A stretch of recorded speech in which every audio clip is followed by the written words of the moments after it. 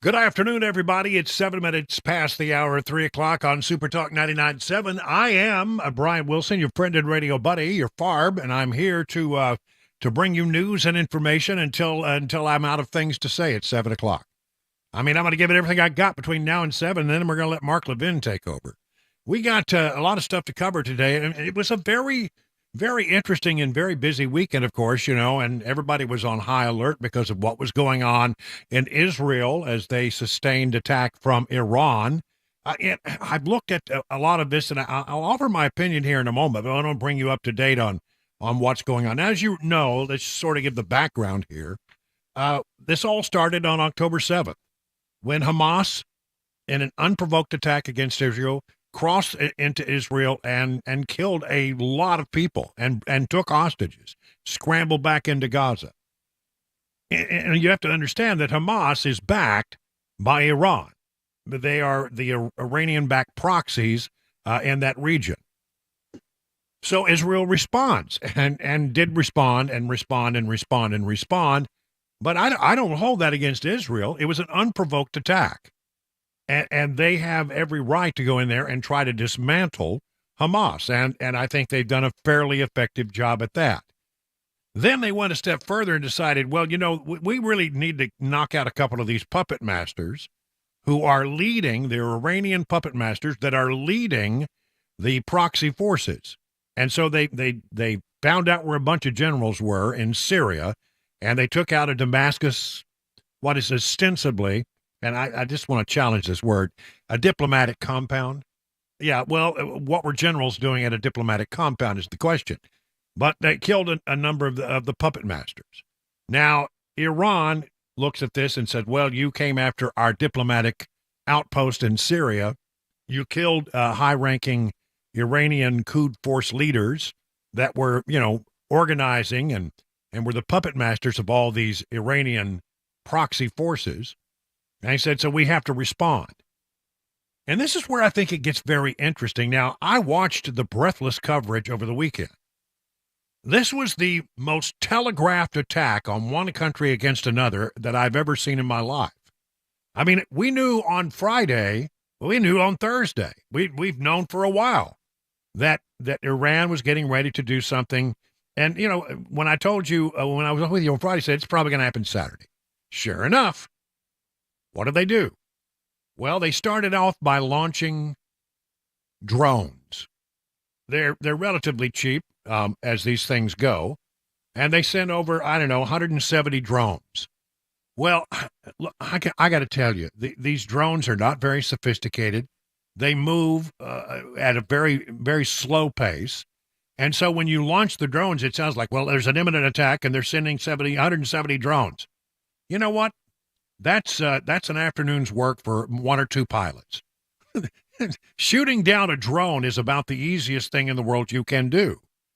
And we are told that 90% of the drones and the missiles that were also fired were taken down because the Israelis have a great air defense system, and we were there to do it. And not only that, apparently Arab leaders in the region also shot down some of these things. And so at the end of the day, when this attack was all said and done, it's not nothing. There were 12 people injured. One child with serious injuries, we're told. And there was minor damage to one airbase inside Israel. Now, was there terror? Yeah, but I mean, as I look at this thing, Iran was sort of found that, well, we had an attack against our diplomatic compound. We can't do nothing. That would not work domestically inside Iran. People would be angry if we just absorbed that attack and did nothing. We sort of, for domestic reasons, have to put up some kind of show. The drones were moving so slow, and to make sure, I heard this report, and I believe it to be correct, to make sure that they could be spotted in the air, they left the lights on the drones. Oh, here we are, 170 drones. And all of one or two pilots has to do is just go through and just pick them off one by one by one by one. It doesn't take a lot. You don't even have to use missiles. You can use machine guns. It doesn't take much to take down one of these drones. So that left 30 cruise missiles and 120 ballistic missiles, we are told. And what we found out was that the air defense systems that Israel and the United States has amassed in that area were considerably good. And again, they caught 99%. But you've got to know that Iran knew that they knew that there was going to be an effective response to whatever they did. And so I think they did what they did to save face within Iran among the people, to say, look what we did. We mighty Iran, we fired off 120 ballistic missiles, 30 cruise missiles, 170 drones. Yeah, but the end result was, what did it accomplish? Minimal damage, 12 injuries, one person with serious injuries. As these things go, it was about as minimal an attack as you could possibly mount, it would seem. So and then Israel puts out the word, yeah, we're done. That's all. We just we felt like we had to do something, and we're done. One and done. Sorry, we did what we did. We don't apologize for what we did, but we have no interest in doing anything else. So now the question is about Israel. Will they respond? Well, from Israel's standpoint, they feel like, well, they launched a lot of stuff at us, and we were lucky. I would make the argument that Iran launched a lot of stuff knowing that it wouldn't do much damage given all of the resources, the anti-aircraft, anti-missile resources that were in the region. And so it was an attack for show than to actually cause big harm. It's the way it feels to me. Now, I still hear people talking about, it was an unprecedented attack, and yeah, I guess it was. But at the end of the day, minimal damage, and Israel certainly sustained much worse early on in this whole thing. At some point, okay, let's say Israel responds in some way. Then Iran's going to have to respond again. It goes back and forth, back and forth, back and forth. At some point, somebody's going to have to say enough. I think Iran pulled its punch to some degree. I really do. And now the question is, what is the United States going to do, and what kind of recommendation are they making to Israel? Well, the answer is apparently we are not giving any advice to Israel. We will continue to defend our forces in the region, and we will continue to defend with defensive weapons Israel, but we're not going to participate in any kind of retribution, military retribution, in response to this attack against Israel. Here's John Kirby from the White House. Is the administration presenting alternatives to Netanyahu? This is an Israeli decision to make, whether and how they'll respond to what Iran did on Saturday, and we're going to leave it squarely with them. Their decision to make, but are you making suggestions? We are not involved in their decision-making process about a potential response. A similar message came from the briefing a short time ago at the Pentagon.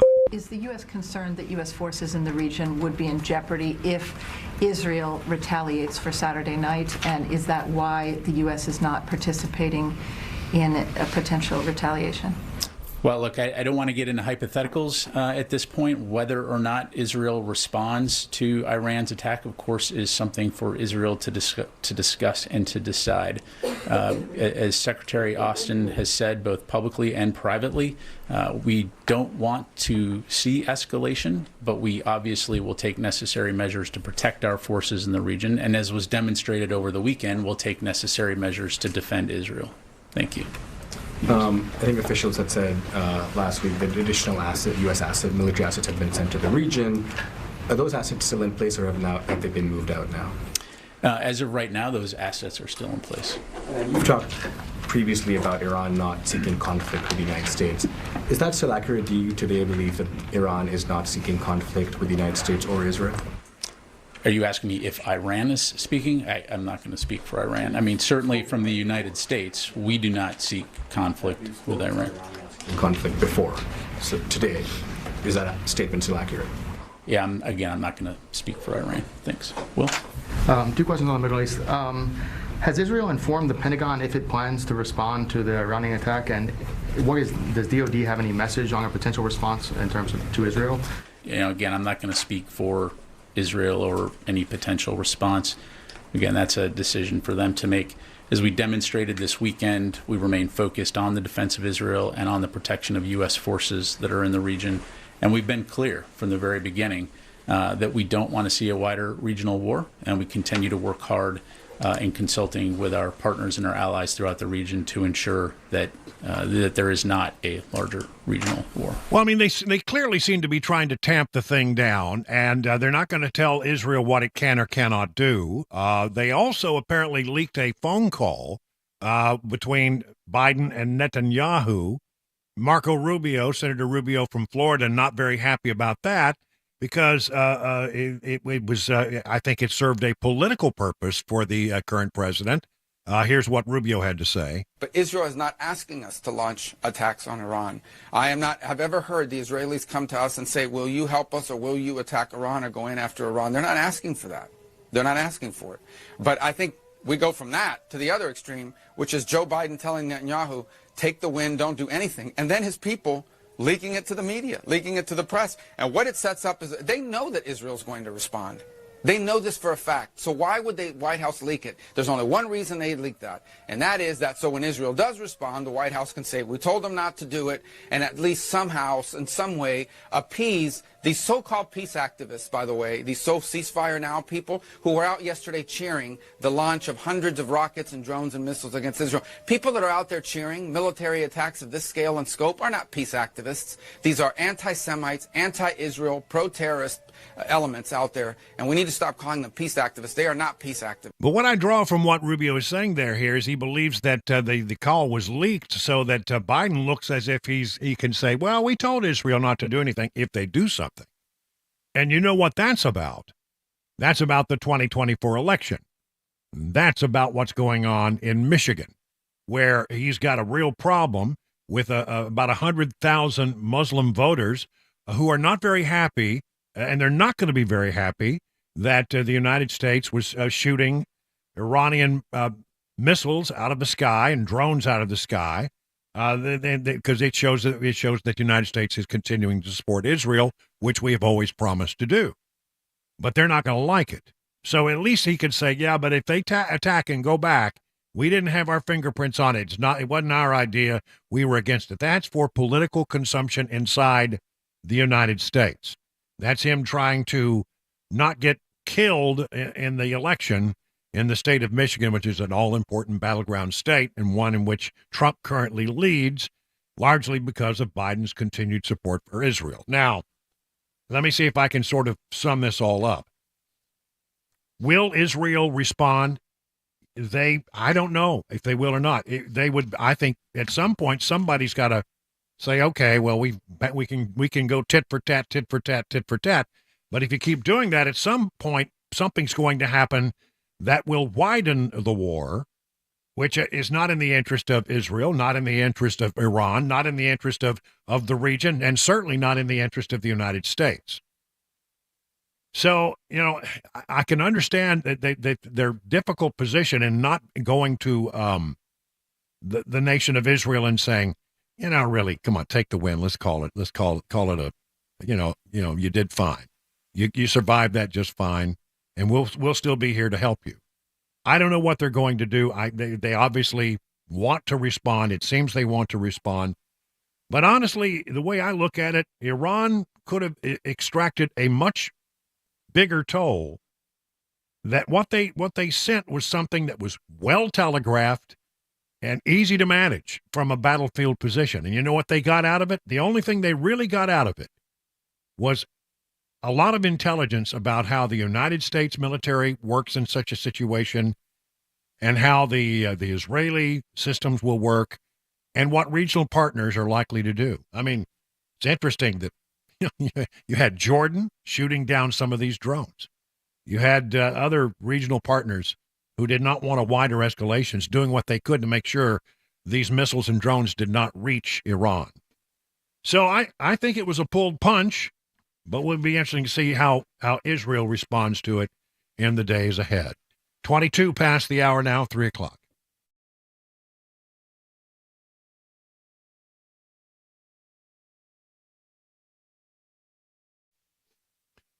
Beacon Capital Management's annual Shred Day will be this coming Saturday from 8 to 11 just join folks in the Beacon Capital Management lot at that time and take your tax documents and other things you may have been saving around the house that you just wanted to get shred, to get rid of them in a very secure way, and they'll be happy to do that. By the way, while you're thinking in there, you might want to talk to them about this wonderful new retirement savings calculator they have. You can find it at askbeaconnow.com. And when you punch in a little bit of information that it asks from you, you find out where you are and where you need to be, and then you're probably going to want to call and have a conversation with them and deeper to make sure you get back on track. Here's the number, 615-488-9303. Wouldn't it be great to have peace of mind that you're on the right path? Beacon can provide that reassurance, and it starts with a phone call, 615-488-9303. The experts at Beacon stand ready to take your stress away about your retirement plans, and learn more at askbeaconnow.com. The guaranteed offer is the easiest way to sell your home. It's really simple. We bring you an all-cash offer. You close in as little as 21 days. No home inspections, no lock boxes, no open houses. Go to markspain.com to get a guaranteed offer and start packing.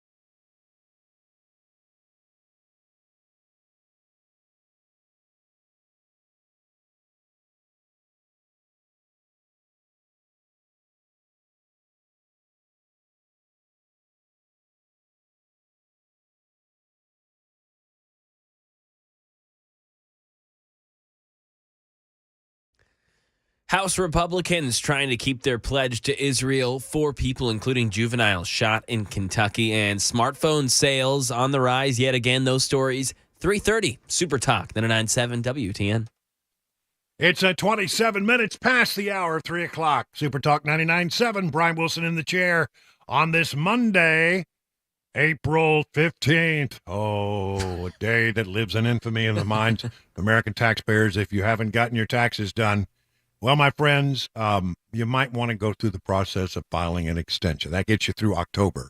You got plenty of time, as long as you Get to the post office before midnight so they can put that stamp on there. You're just fine. that's one way to do it. Electronically filing is another way, and they tell me that's true. Yeah, the electronic filing is the way most of people do it these days, especially if you get help. They have the ability to go zap, and it goes right in. But you know what? On this day, with the electronic filing, the IRS says they expect about 1 million returns every hour. Whoa. So good luck. I mean, it's but apparently, I got to tell you, we had to track down some documents, and so although I started and made the first calls way back in about mid-March, we got our taxes got submitted today about noon. Ooh. Whoa. So but we do, it's fine. It's all good. It just, I don't like leaving it to the last second, but they were nice enough. My accountant nice enough to get it all done for us. But I mean, it's funny, that a lot of people are very excited to get, I got a big return. I don't want a big return. That means they're taking too much from you. I don't want to owe a lot of money, but I certainly don't want a big return because that means that you are letting them play with your money. That's right. And that money you could have had to do things with all along. So it means, I heard somebody say, $4,000 return. So, wow, that's a big one. It's a couple of years ago. I went, wow, that's a big one. But I mean, if you're giving them $4,000, that's $4,000 you could have used for an investment of some kind. All year long. That's right. Yeah. So anyway, again, you know the drill. You got to be to the post office to get the stamp, to get the postmark, or you got to get it filed electronically. But I think today I was amused because I was down there, working through the last little minute issues with my accountant, and there were actually people who will walk in on tax day with all their documents. No. Hey, can I get my taxes done today? Seriously. Yeah, really? right. Are you kidding? No, but we can file you an extension, and we'll get to it in a few weeks. That's about all you can do at this Why point. don't we go ahead and make your appointment for next year, too, while we're at it? That's right. Maybe I should just go ahead and do that, too. That'd be great. Well, anyway, I hate to bring all that up, that you're sending money to the government, and the government is going to waste it, of course. So, Fine. Welcome to life in America. Isn't it great? 30 minutes now past the hour. Time for the news.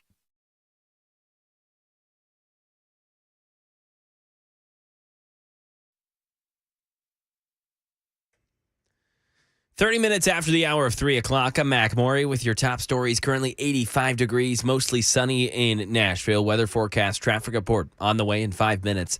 Starting in the nation's capital, House Republicans meet behind closed doors tonight to try to figure out how they'll keep their pledge to offer more aid to Israel in the wake of this past weekend's attack by Iran. Stephen Portnoy has the latest. It's a clear illustration of the pressure Speaker Mike Johnson is under. The House Freedom Caucus says in a statement that Congress should provide aid to Israel, but that the emergency situation there should not become a, quote, bogus justification to ram through Ukraine aid.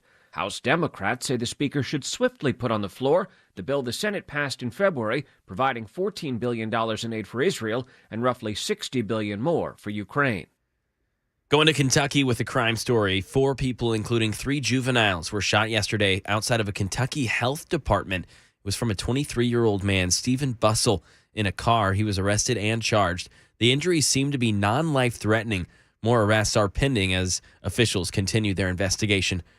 And smartphone sales are back in positive territory, according to a new report, reversing years of pandemic-related declines. Mike Dubusky gives us the story. According to the International Data Corporation, nearly 290 million smartphones shipped last quarter. That's a year-on-year increase of just under 8%. This is the third consecutive quarter of increase, so it's really cements that, the industry is on the way to recovery. Nabila Popal is a research director at the IDC. She says Samsung now accounts for the largest share of the global smartphone market, reclaiming that title from Apple. That company saw a nearly 10% decline in the last quarter. And that is the latest news. Traffic and weather next. I'm Mac Maury, WTN News. Hey, what's up, guys? This is Matt Murphy for Members Nutrition. I want to tell you about the Members Nutrition difference, and I want to encourage you to go over to the Members Nutrition website. Number one, they believe at Members Nutrition that they can sell vitamins and supplements at a lower cost point, and they're doing it every single day at membersnutrition.com. Number two, they want to make these products right here in the United States of America, not from some overseas company, and they do that every single day. I encourage you to go to membersnutrition.com. You'll get 50% off your purchase price at checkout. You don't have to put in any codes. Just go to membersnutrition.com. Once again, membersnutrition.com.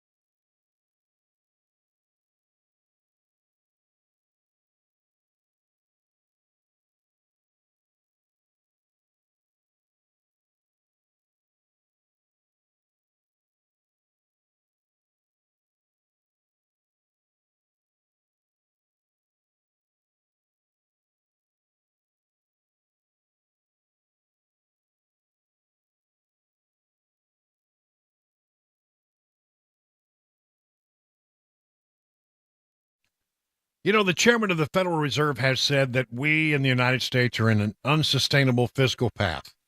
You know that they're not going to pay off the $34 trillion debt anytime soon. They'll just print money to pay the interest on the debt, and that will weaken the dollar. And maybe it's time to make an investment that you can hold in your hand, something tangible, something real. How about thinking about precious metals? Maybe you've thought about adding gold or other precious metals to your portfolio, but you feel, well, I don't really have the knowledge I need to make a smart decision. Well, honestly, that really is the way I felt, but I got professional guidance I needed at Nashville Gold and Coin. Gold and silver can be a safe haven in uncertain economic times. And my friends at Nashville Gold and Coin are standing by to answer all your questions about the precious metals market. So you make an appointment, you sit down one-on-one, and they will answer your questions, help you make the precious metals investment that is right for you. It's friendly, you'll learn a lot, and you'll never be subjected to a high-pressure sales pitch. And if you have some old coins laying around gathering dust, put them in a box and bring them down. You really might be surprised just how much they're worth. To set up that one-on-one appointment, just go to NashvilleGoldandCoin.com. That's NashvilleGoldandCoin.com.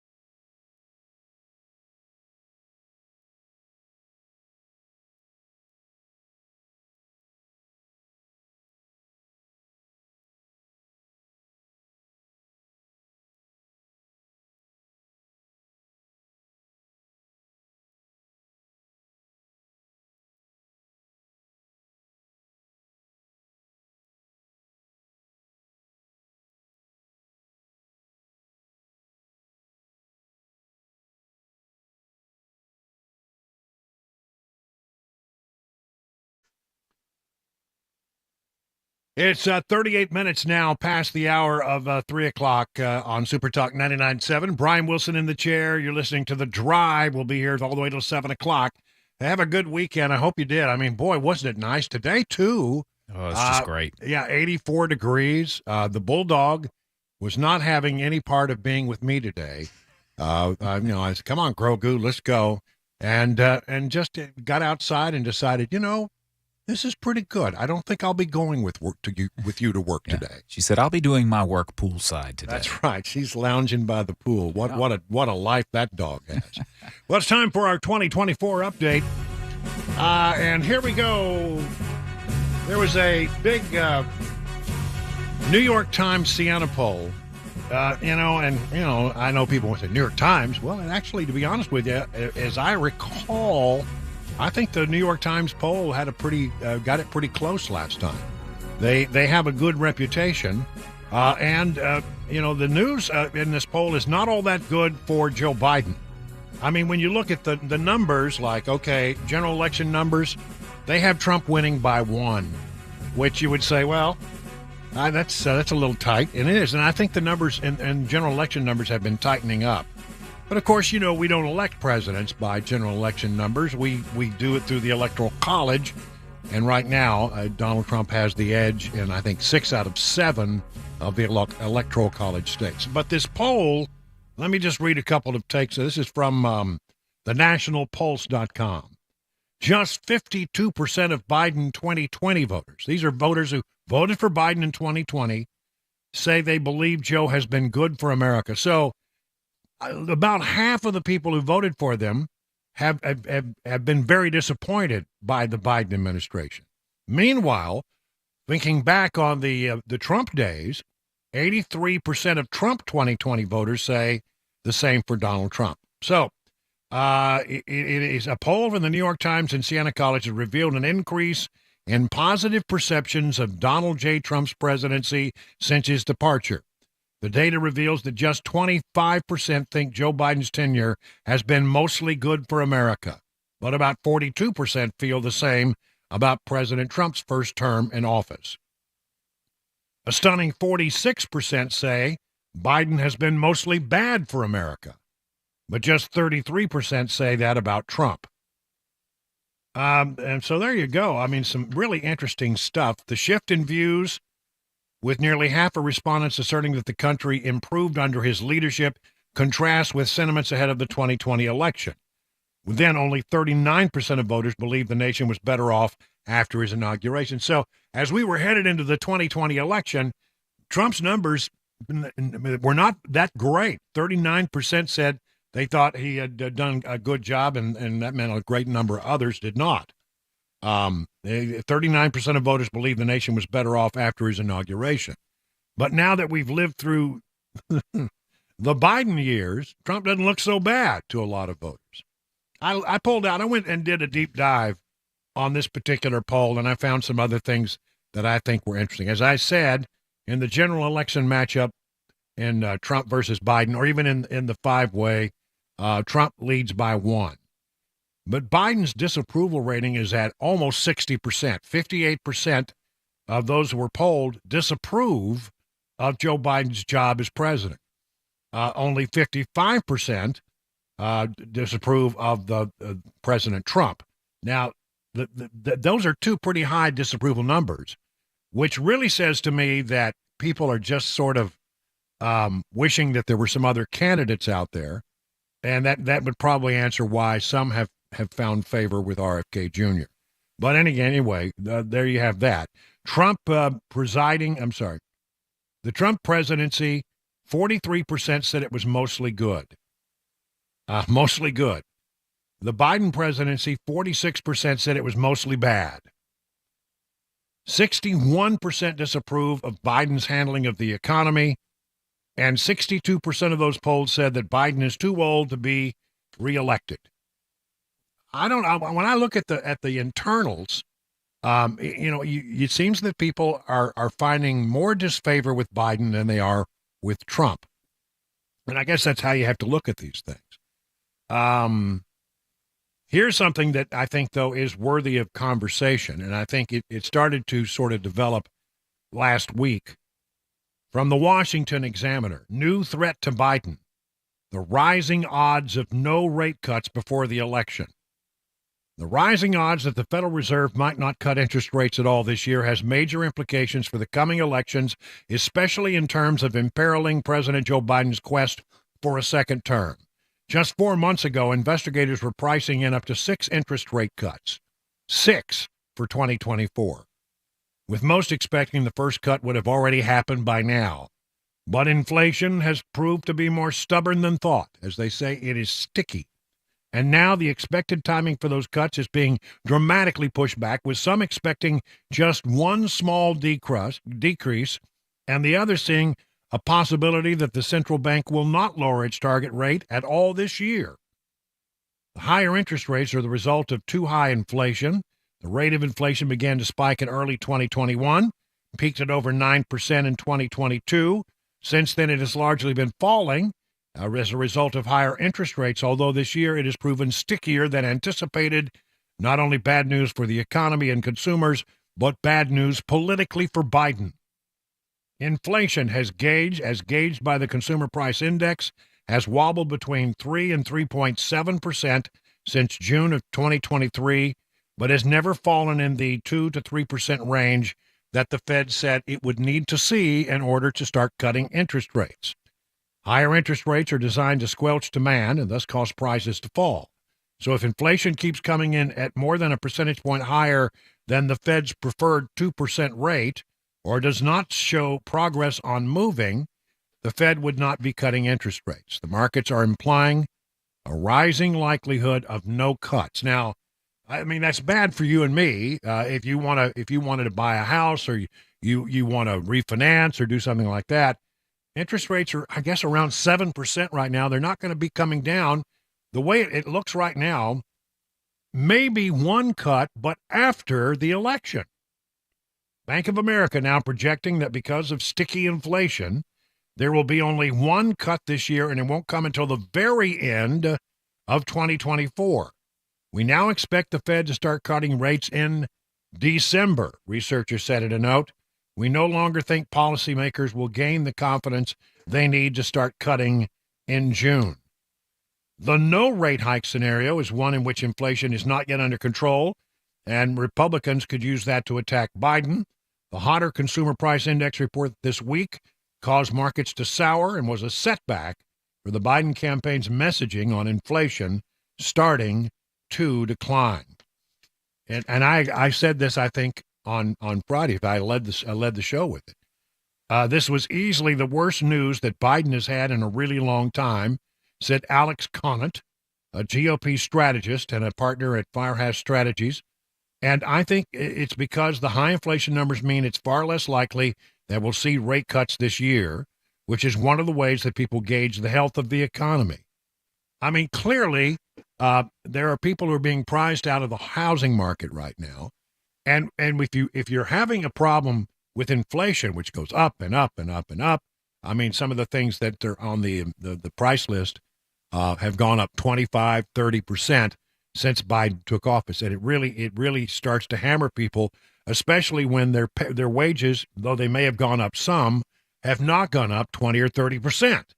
And so you're falling behind in real practical terms if you're not making enough money to keep up with the rate of inflation, and that's virtually where every American finds themselves today. So it's a pinch. And then it gets worse for people who are living paycheck to paycheck, because what you got to do is you got to decide, okay, I need food on the table, I need a roof over my head, I need clothes on my back, I need to put gas in the tank so I can go to work. And when you start to add up all these things, what they're finding is they don't have enough money to cover it all. And so what do? Well, they turn to credit cards. And the credit cards are higher now because why? Well, because the inflation rate is high. So it's a no-win situation. And people are feeling the pain, as we discussed last week. So this economy, while we all want it to get better, the way it seems to be developing right now, it's not getting better in a way that's going to help Joe Biden at all. That's why, I think they finally came to the decision a short time ago.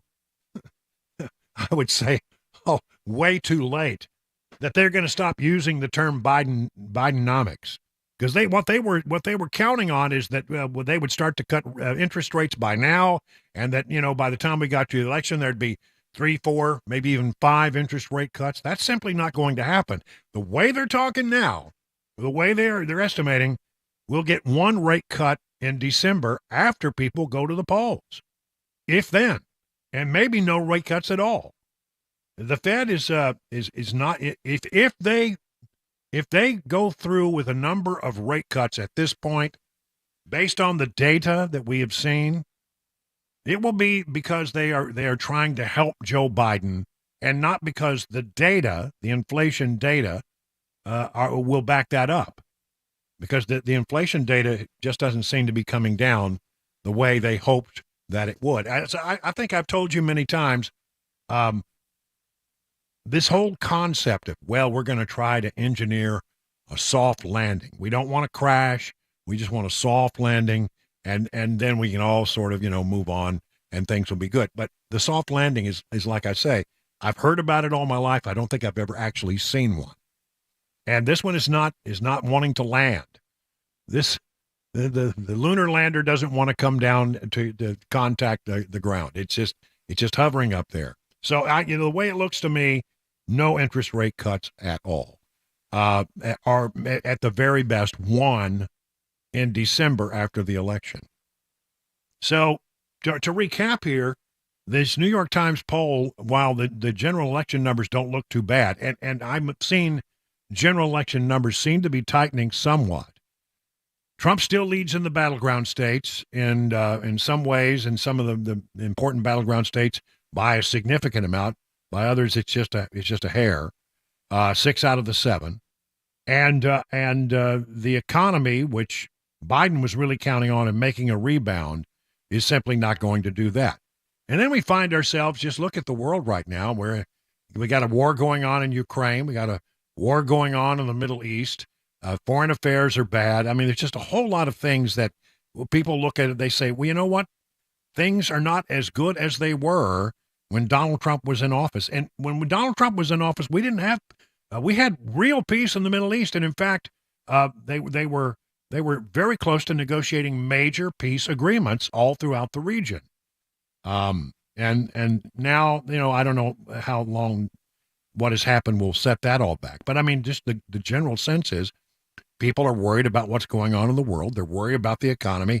They're sure as hell worried about what's going on with immigration, which is the number one worry of Americans, and they're very angry about that.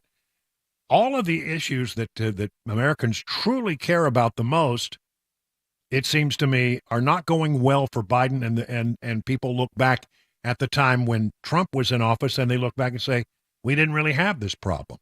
We didn't really have this economic issue. We really didn't have the problems in the border. The world was relatively quiet as things go.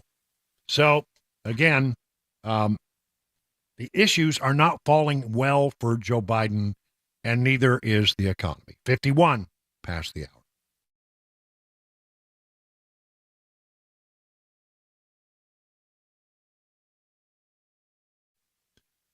If you've lived in this area for a while, you know what the big deal this is. There are 3 incredible days coming up for the folks over at Genesis Diamond, April 26th, 27th, and 28th. This is the big one with unbelievable store-wide savings up to 35% off.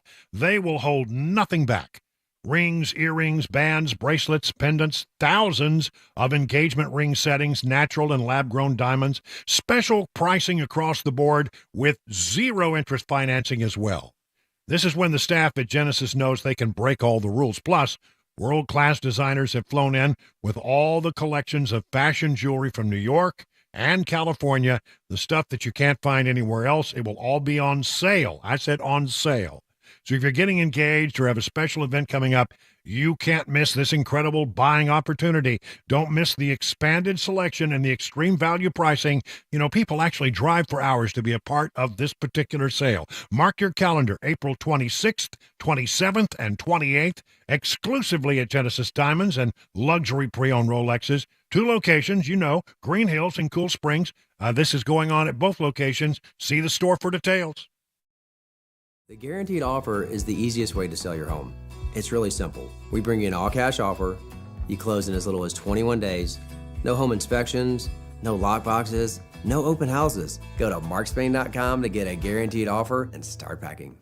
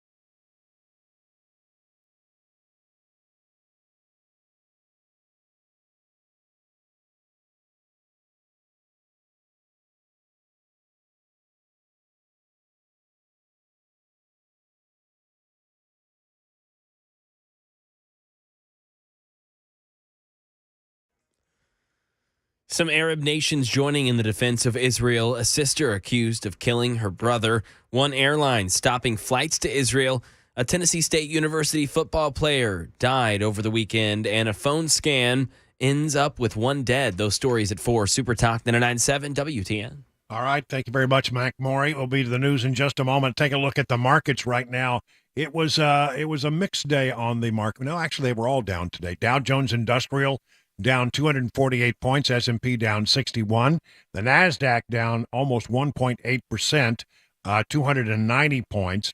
So, I mean, a lot of this has to do with what's going on in the Middle East. And while we're doing it, let's just check oil real quick. West Texas Intermediate crude, $85 a barrel. Brent crude selling for a little over $90 a barrel. And again, everything has some connection to what's happening in the Middle East right now. For more on that, let's check in with John Maxon over at Beacon Capital Management. Good afternoon, John. Hey, good afternoon, Brian. Yeah, you're exactly right. The Middle East is a big deal right now. The market actually started up pretty positive today, but quickly turned red. The Dow just logged its 6th straight losing streak, so that's the longest one in 10 months. And again, a lot of it has to do with the Middle East and the potential conflict over there. That's really affecting rates. The 10-year Treasury was up almost at a 2024 high. That's not going to help mortgages. Oil, you mentioned, $85 a barrel. It wasn't so long ago. That was about mid-60s. That's going to continue to weigh on the Fed as they weigh out cutting interest rates. It's certainly not going to help inflation. Tomorrow we get housing starts and Federal Chairman Jerome Powell speaks, so important to hear what he says tomorrow. All right. Thank you very much, John. And find out what John and all the other good people over at Beacon Capital Management can do for you to get ready for retirement simply by going to their website, askbeaconnow.com. It is 59 minutes past the hour, 3 o'clock.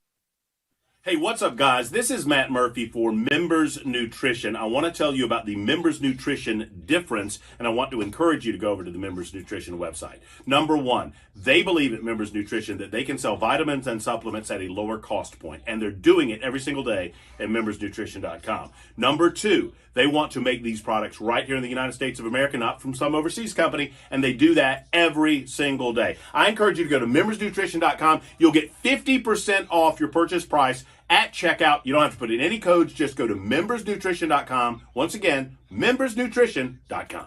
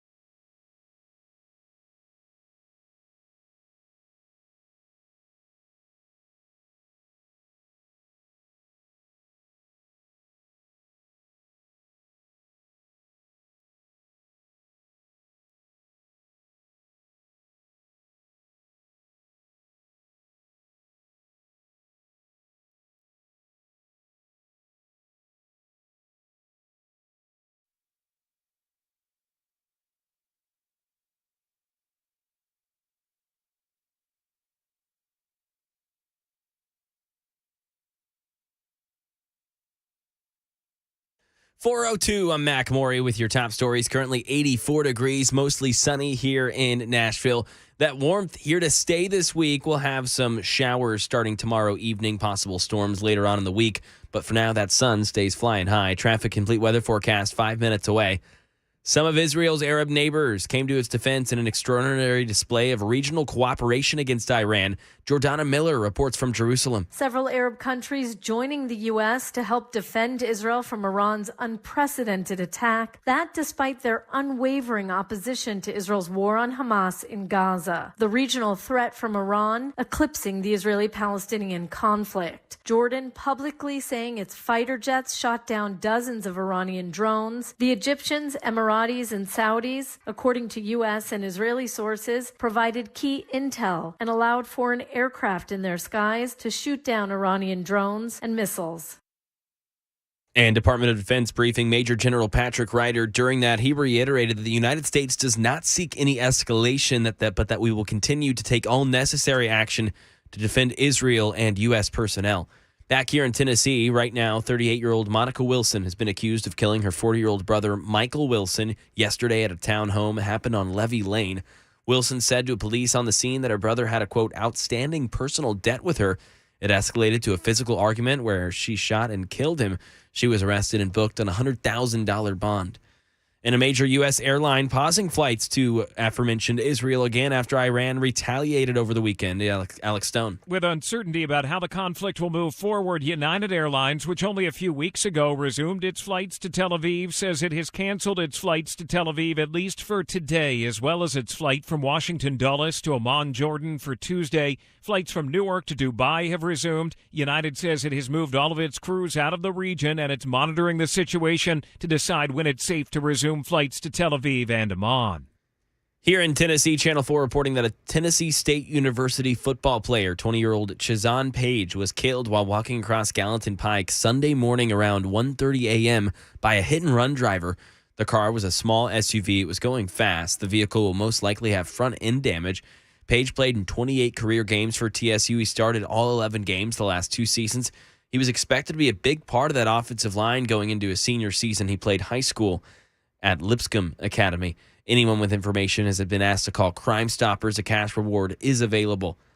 And in Ohio, a bizarre and deadly shooting after a phone call scam. Derek Dennis. 81-year-old William Brock of South Charleston, Ohio, is charged with murder after receiving a scam phone call. The caller claimed to have information about an incarcerated relative and demanded money. At the same time, an Uber driver, 61-year-old Lolitha Hall, got a scam reservation to pick up a phony package at Brock's home. Police say she showed up, was held at gunpoint by Brock, who took her phone and wanted to know who sent her. Hall was then allegedly shot 3 times and killed by Brock as she tried to leave. Investigators say Brock failed to contact authorities before opening fire, and there was no active threat to warrant the shooting.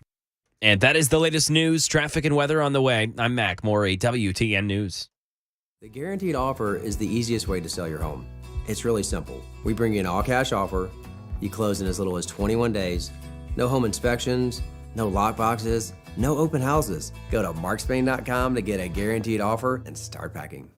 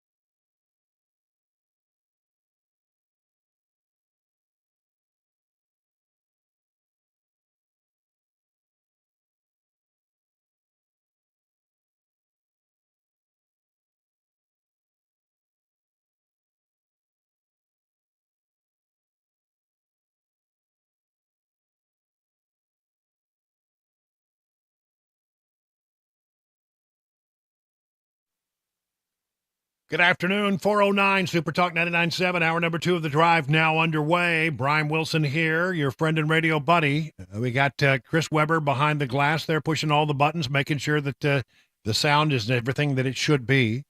And apparently, from what I understand, has been using physical force against one computer there in the studio today. You can't prove that. Yeah, I can. And there we have our good friend Mac Morey in the newsroom. Also, the star of the hit segment, Mac Morey's Wide, Wacky, Weird World of Sports. It's all those things. It's all those things. Plus some. And that's at 5:25. And oh yeah, we don't spend a lot of time talking about sports, but sports is news too. And so we do a little hit there. And I tell you what, I always, this is no joke. I'm going to pay you a compliment here. Oh, wow, okay. It's the only one you'll get this week. I really almost always walk away having learned something. Mac really knows his stuff. So, I appreciate it. Today will be a little bit of a news dump. We'll be jumping around. I'm excited. Okay. Well, we'll get to that at 5:25.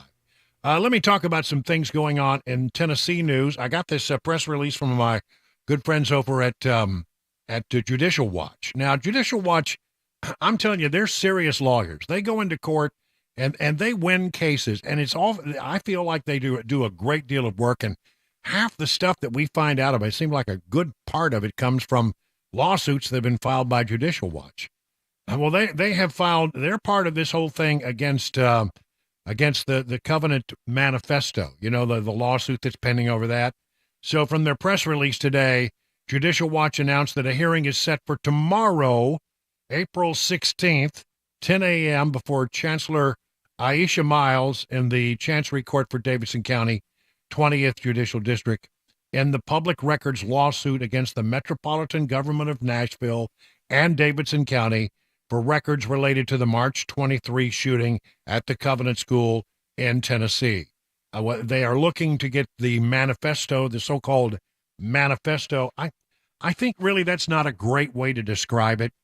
Certainly there were some rantings that were found in the car and all of that. But at the house, they located a number of diaries.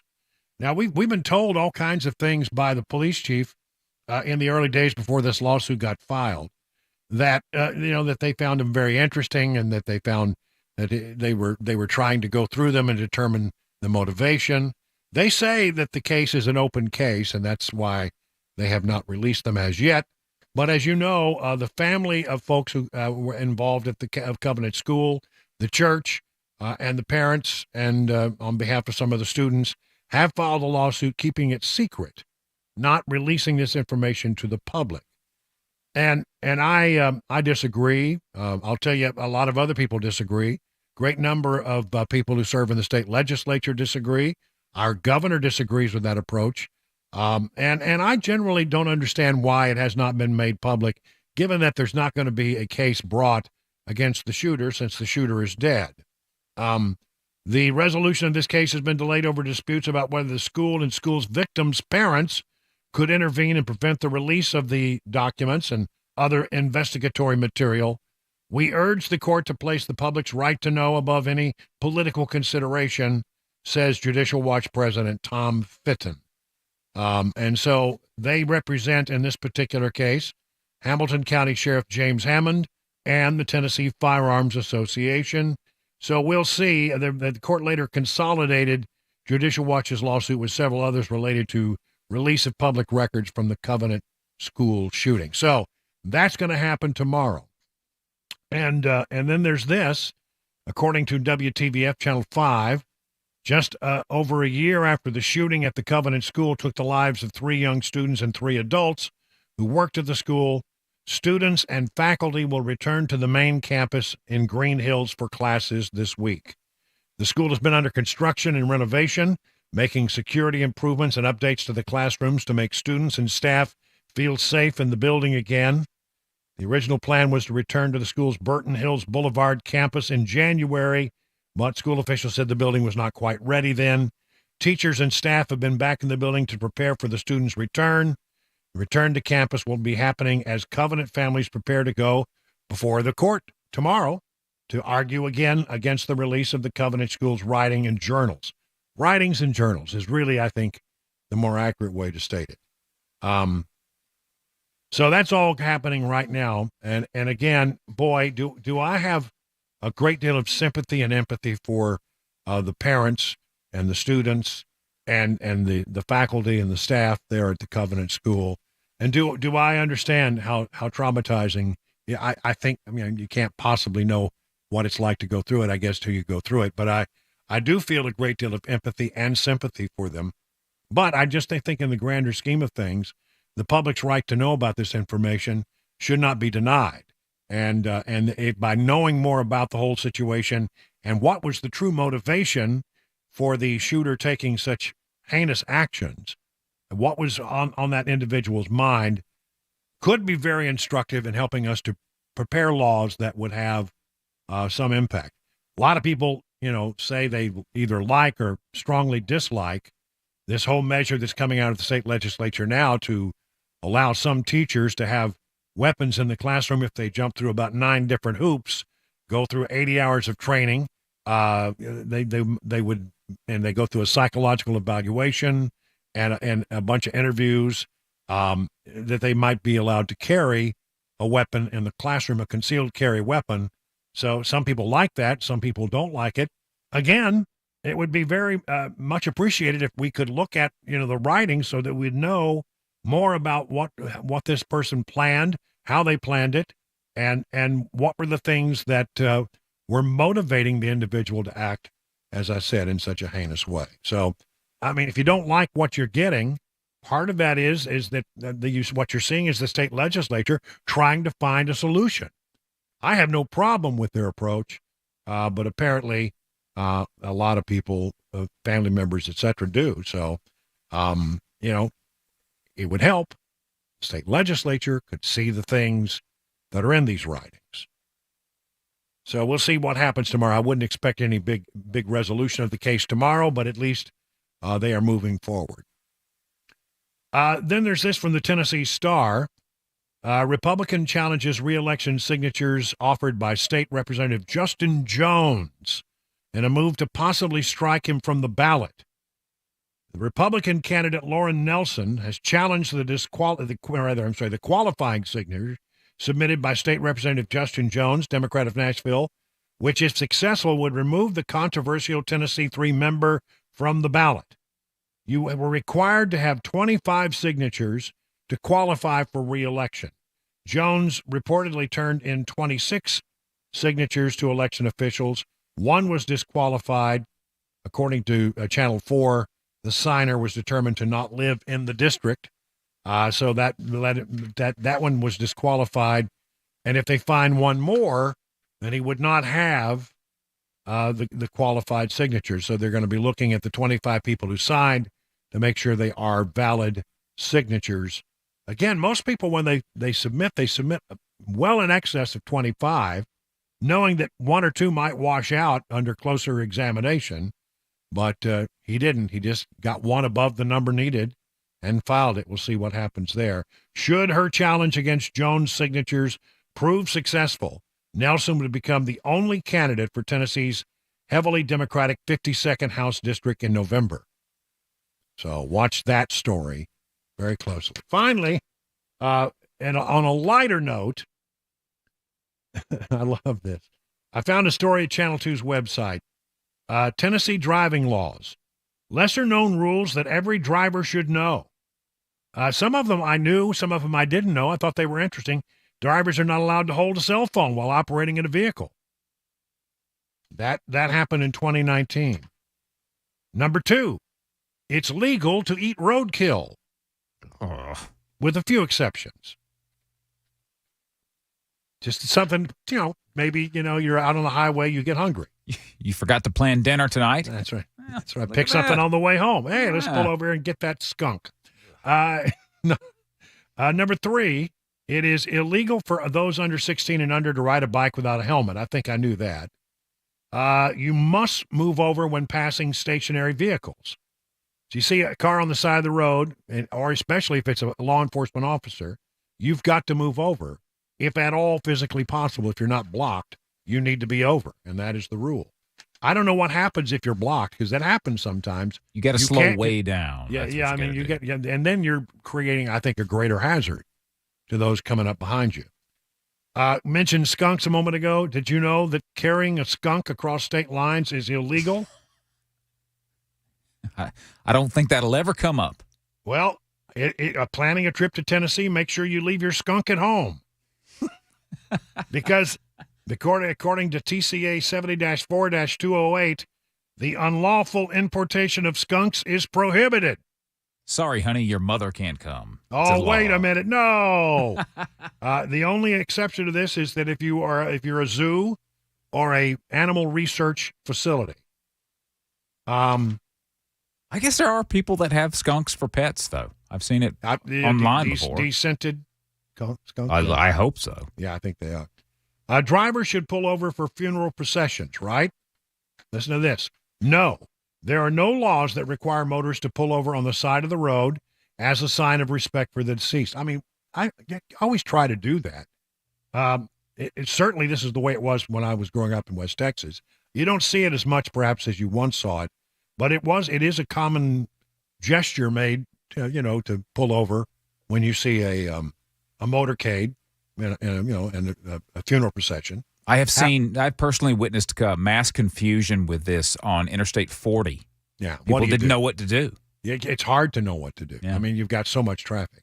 However, Tennessee code states that drivers shall not fail to yield the right of way to a funeral procession progressing through an intersection, attempting to pass a funeral procession, or drive between vehicles within a procession, but no requirement or suggestion that you pull over. Just, you can't try to cut through one at an intersection. That makes sense. Or try to pass one. Of course, that just makes good sense. Mm-hmm. So you can't enter a funeral procession. And then this one, and boy, people say, well, why isn't this enforced? The slowpoke law. It was passed in 2016. It makes it illegal to drive in the left passing lane of traffic unless you are passing. Violating the law is punishable by a fine of $50, my friend.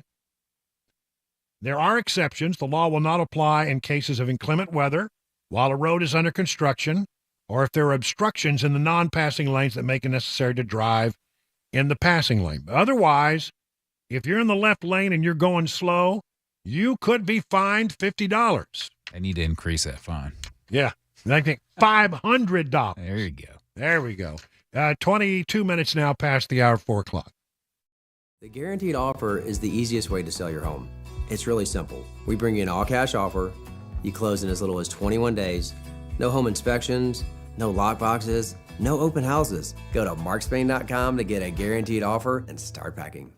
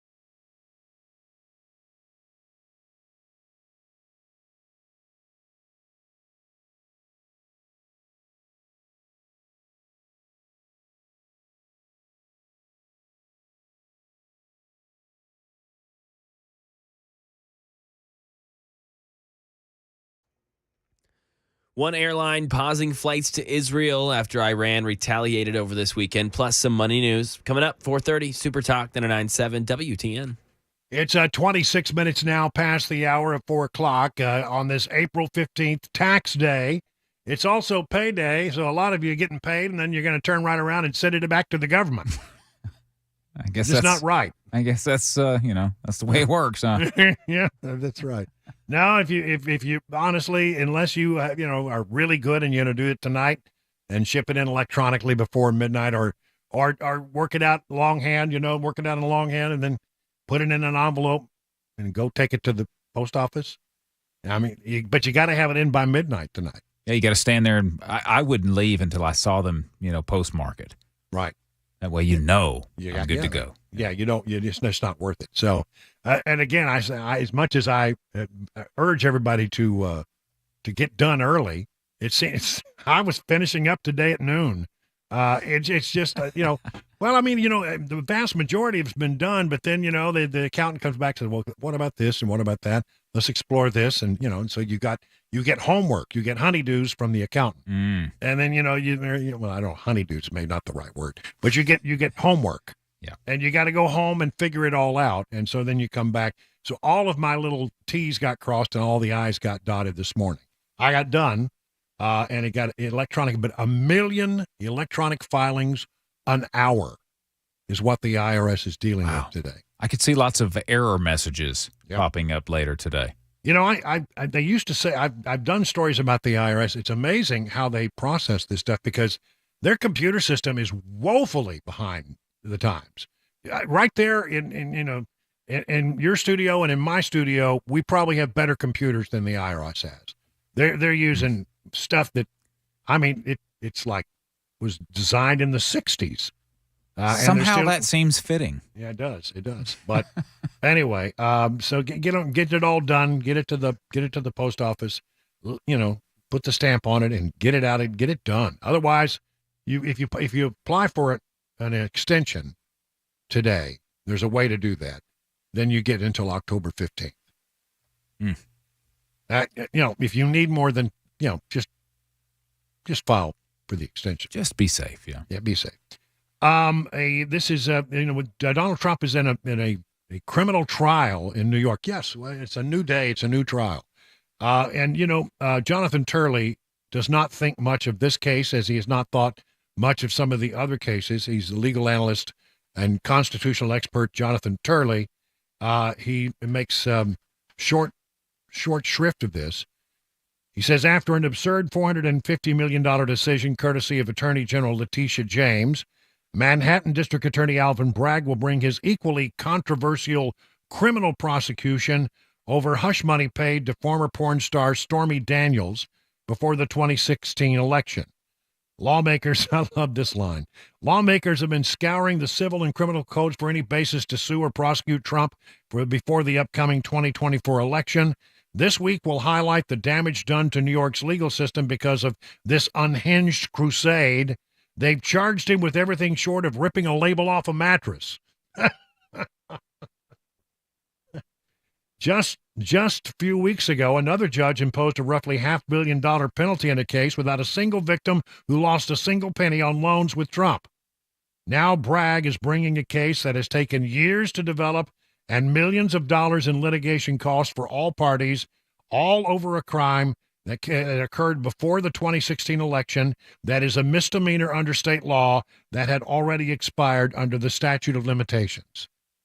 Somehow he's pulled this thing back to life and is going to bring it. Trump spoke about this today very quickly. Here we go. This is an assault on America. Nothing like this has ever happened before.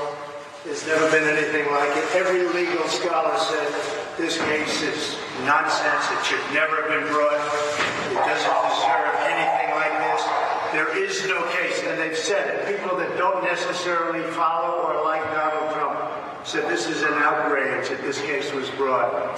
This is political persecution. This is a persecution like never before. Nobody's ever seen anything like it. And again, it's a case that should have never been brought. It's an assault on America. And that's why I'm very proud to be here. This is an assault on our country. And it's a country that's failing. It's a country that's run by an incompetent man who's very much involved in this case. This is really an attack on a political opponent. That's all it is. All right. Sorry for the quality there, but he speaks in a hallway and doesn't come to the microphones, and you can hear the police walkie-talkies in the background. 31 past the hour now, 4 o'clock.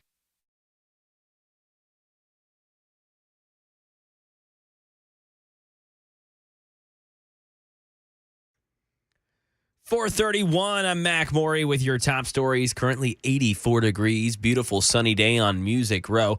Forecast traffic report just ahead in 5 minutes. A major U.S. airline pausing flights to Israel again after Iran retaliated over the weekend. Here's Alex Stone. With uncertainty about how the conflict will move forward, United Airlines, which only a few weeks ago resumed its flights to Tel Aviv, says it has canceled its flights to Tel Aviv at least for today, as well as its flight from Washington Dulles to Amman, Jordan for Tuesday. Flights from Newark to Dubai have resumed. United says it has moved all of its crews out of the region, and it's monitoring the situation to decide when it's safe to resume flights to Tel Aviv and Amman.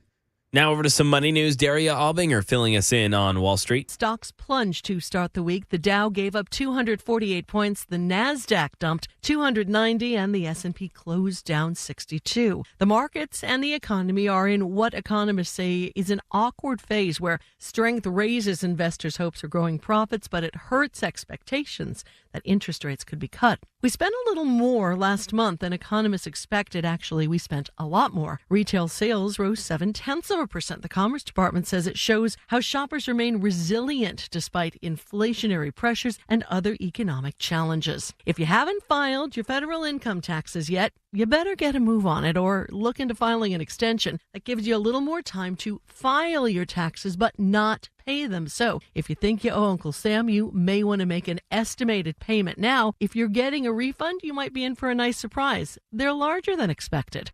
And that is the latest news, traffic, and weather on the way. I'm Mac Morey, WTN News. The guaranteed offer is the easiest way to sell your home. It's really simple. We bring you an all-cash offer. You close in as little as 21 days. No home inspections, no lock boxes, no open houses. Go to markspain.com to get a guaranteed offer and start packing.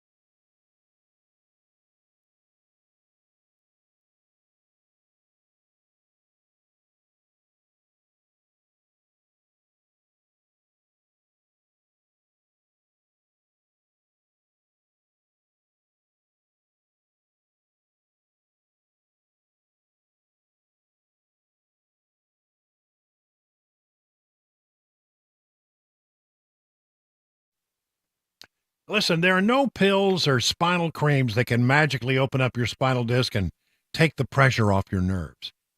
You see, you have two choices. One is surgery. The other is non-invasive spinal decompression. I choose non-surgical spinal decompression at the Wellness Institute of Nashville, and I can tell you it worked for me.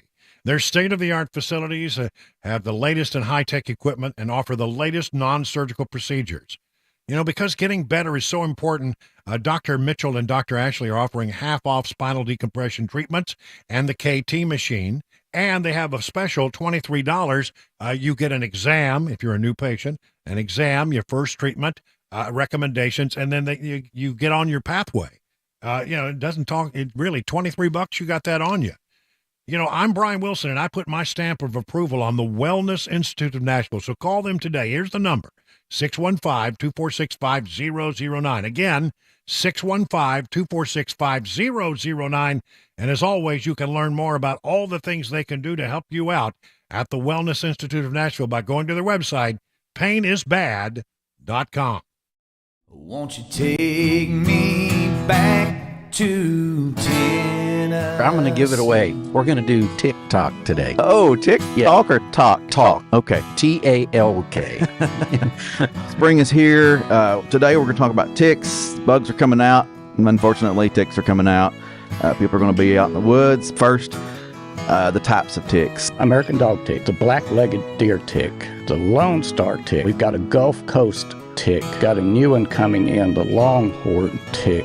These are the ones we need to watch out for. 75% of vector-transmitted diseases now are from ticks. Rocky Mountain spotted fever, rickelosis, tularemia, Lyme disease, almost flu-like. Going to run a fever. You may or may not get a rash in the saliva. They secrete this cement to glue themselves in. Oh, wow. Yeah, that's great. So you need to get some tweezers, get down on that capitulum and grab it and pull the tick off. Do not grab the body. A lot of people think ticks drop out of trees. They don't drop out of trees. And they can't jump. And they can't fly. So they're in the leaves, on the plants and things. On the grass, on the leaves of the grass. And they do this number with their front legs. And that's called questing. They are sensing a prey item coming by. They'll take those legs and latch on and then crawl up. And then there you go. You're battling it.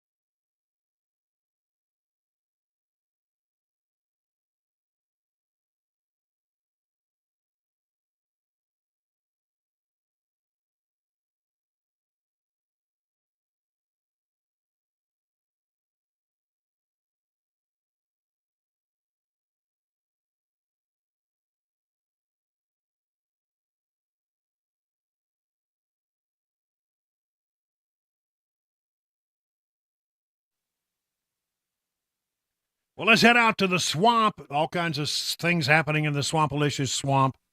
A couple of things that I want to talk about with regard to Mayorkas and the impeachment articles. That was supposed to go up on Thursday to the House, from the House to the Senate. The impeachment articles came out of the House, and Alejandro Mayorkas, Secretary of Homeland Security, was indeed impeached by the House. And now the question is, what's going to happen in the Senate? Is there going to be a Senate trial? Or will Chuck Schumer, the majority leader of the Senate, try to find some kind of way to just sort of kill this thing off in very quick order? It's going to be really interesting to watch because there are now a number of Republican senators who have signed on to the idea that if you don't have an actual trial of Mayorkas, if you don't let us present the evidence, etc., then we're going to shut this sucker down. And by that, they mean they can grind the business of the United States Senate to a halt. And it really, I've seen this before. It can be done. It's not that hard because so many things in the Senate are done by unanimous consent. And when there is no unanimous consent, if one senator objects, then it can slow the whole process down. There are dozens of ways that one senator or a group of senators can just bog down the Senate so that nothing is getting done at all. And it's maddening to watch, but it is an effective procedure. So what's happened here is they said either you take this case and you try it the way it's supposed to be tried, or we're going to shut you down, Chuck Schumer. It'll be interesting to see. Now, they didn't send him up on Thursday, and now comes this story. House Republican impeachment managers are set to send the Senate articles of impeachment against Homeland Security Secretary Alejandro Mayorkas on Tuesday, tomorrow. A source familiar with the matter confirmed to The Hill. after Senate conservatives successfully lobbied Speaker Mike Johnson to delay delivery of the charges. The transfer of the articles will officially force the Senate to take up the matter of impeachment, which has been pending since the House approved the punishment in a 214 to 213 vote in February. Senators are expected to be sworn in as jurors on Wednesday, with Senate President pro tempore Patty Murray presiding over the chamber. The President pro tempore is the member of the Senate from the majority party who has served the longest, and that would be Patty Murray. Senate Majority Leader Chuck Schumer is still expected to quickly dismiss the charges, moving to table or dismiss the articles, and we're ready to go whenever they are. We're sticking with our plan. We're going to move this as expeditiously as possible, but the Republicans say they do not want to rush the process, and they are saying that they will slow things down. Be interesting to see whether they can do it or whether they let the thing go through. I think they will. They put up pretty good effort. I think Chuck Schumer's going to try to dismiss it out of hand, but I don't know that he can really do that. We'll see. These things are ruled by parliamentary rulings, and sometimes you don't know until you get the parliamentary ruling how things are going to go. Watch it very closely starting tomorrow, and then Wednesday it sounds like things would really start to percolate in the House. There was a Supreme Court session today, and Justice Clarence Thomas was not there. This is what we know. It's not much. Supreme Court Justice Clarence Thomas was absent from the court Monday with no explanation. Thomas, age 75, also was not participating remotely in arguments, as justices sometimes do when they are ill or otherwise can't be there in person. Chief Justice John Roberts announced Thomas's absence, saying that his colleague would still participate in the day's cases based on the briefs and the transcripts of the arguments. The court sometimes, but not always, says when a justice is out sick. Thomas was hospitalized 2 years ago with an infection, causing him to miss several court sessions. He took part in those cases as well then. He is the longest serving of the current justices, joining the Supreme Court in 91. Now I'm going to say the things that the article doesn't. He's the oldest member of the Supreme Court. I believe that's correct. 75 years old. If why this is interesting and why it's important is if he were to, if for some reason, not be able to participate or not be able to, answer the bell at some point and had to step down from the Supreme Court, there would be an incredibly ugly battle in the Senate, as the Senate would try to, in very short order, get somebody confirmed that's a Democrat, and that would return the court to a 5-4, right? A 5-4. But, we don't have any information. It's sort of interesting. Usually you get some explanation. There is no explanation in this particular case. All I'm saying is keep an eye on it. The Supreme Court will overhear arguments tomorrow that could overturn the convictions of hundreds of January 6th people who've been charged with crimes related to January 6th, put it that way.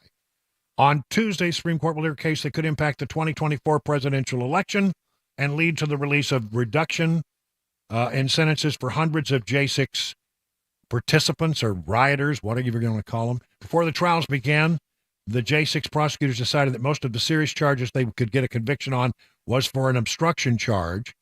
Prosecutors were alleging the rioters obstructed an official proceeding of Congress, making the crime eligible to be prosecuted for anyone who corruptly alters, destroys, mutilates, conceals a record, document, or other objects and attempts to do so with the intent to impair the object's integrity or availability for use in an official proceeding. Otherwise obstructs, influences, or impedes an official proceeding or attempts to do so. There are 2 points of contention for defense attorneys. The first is the definition corruptly. The second is the otherwise wording that leads, they say, to an overly broad interpretation of the statutes.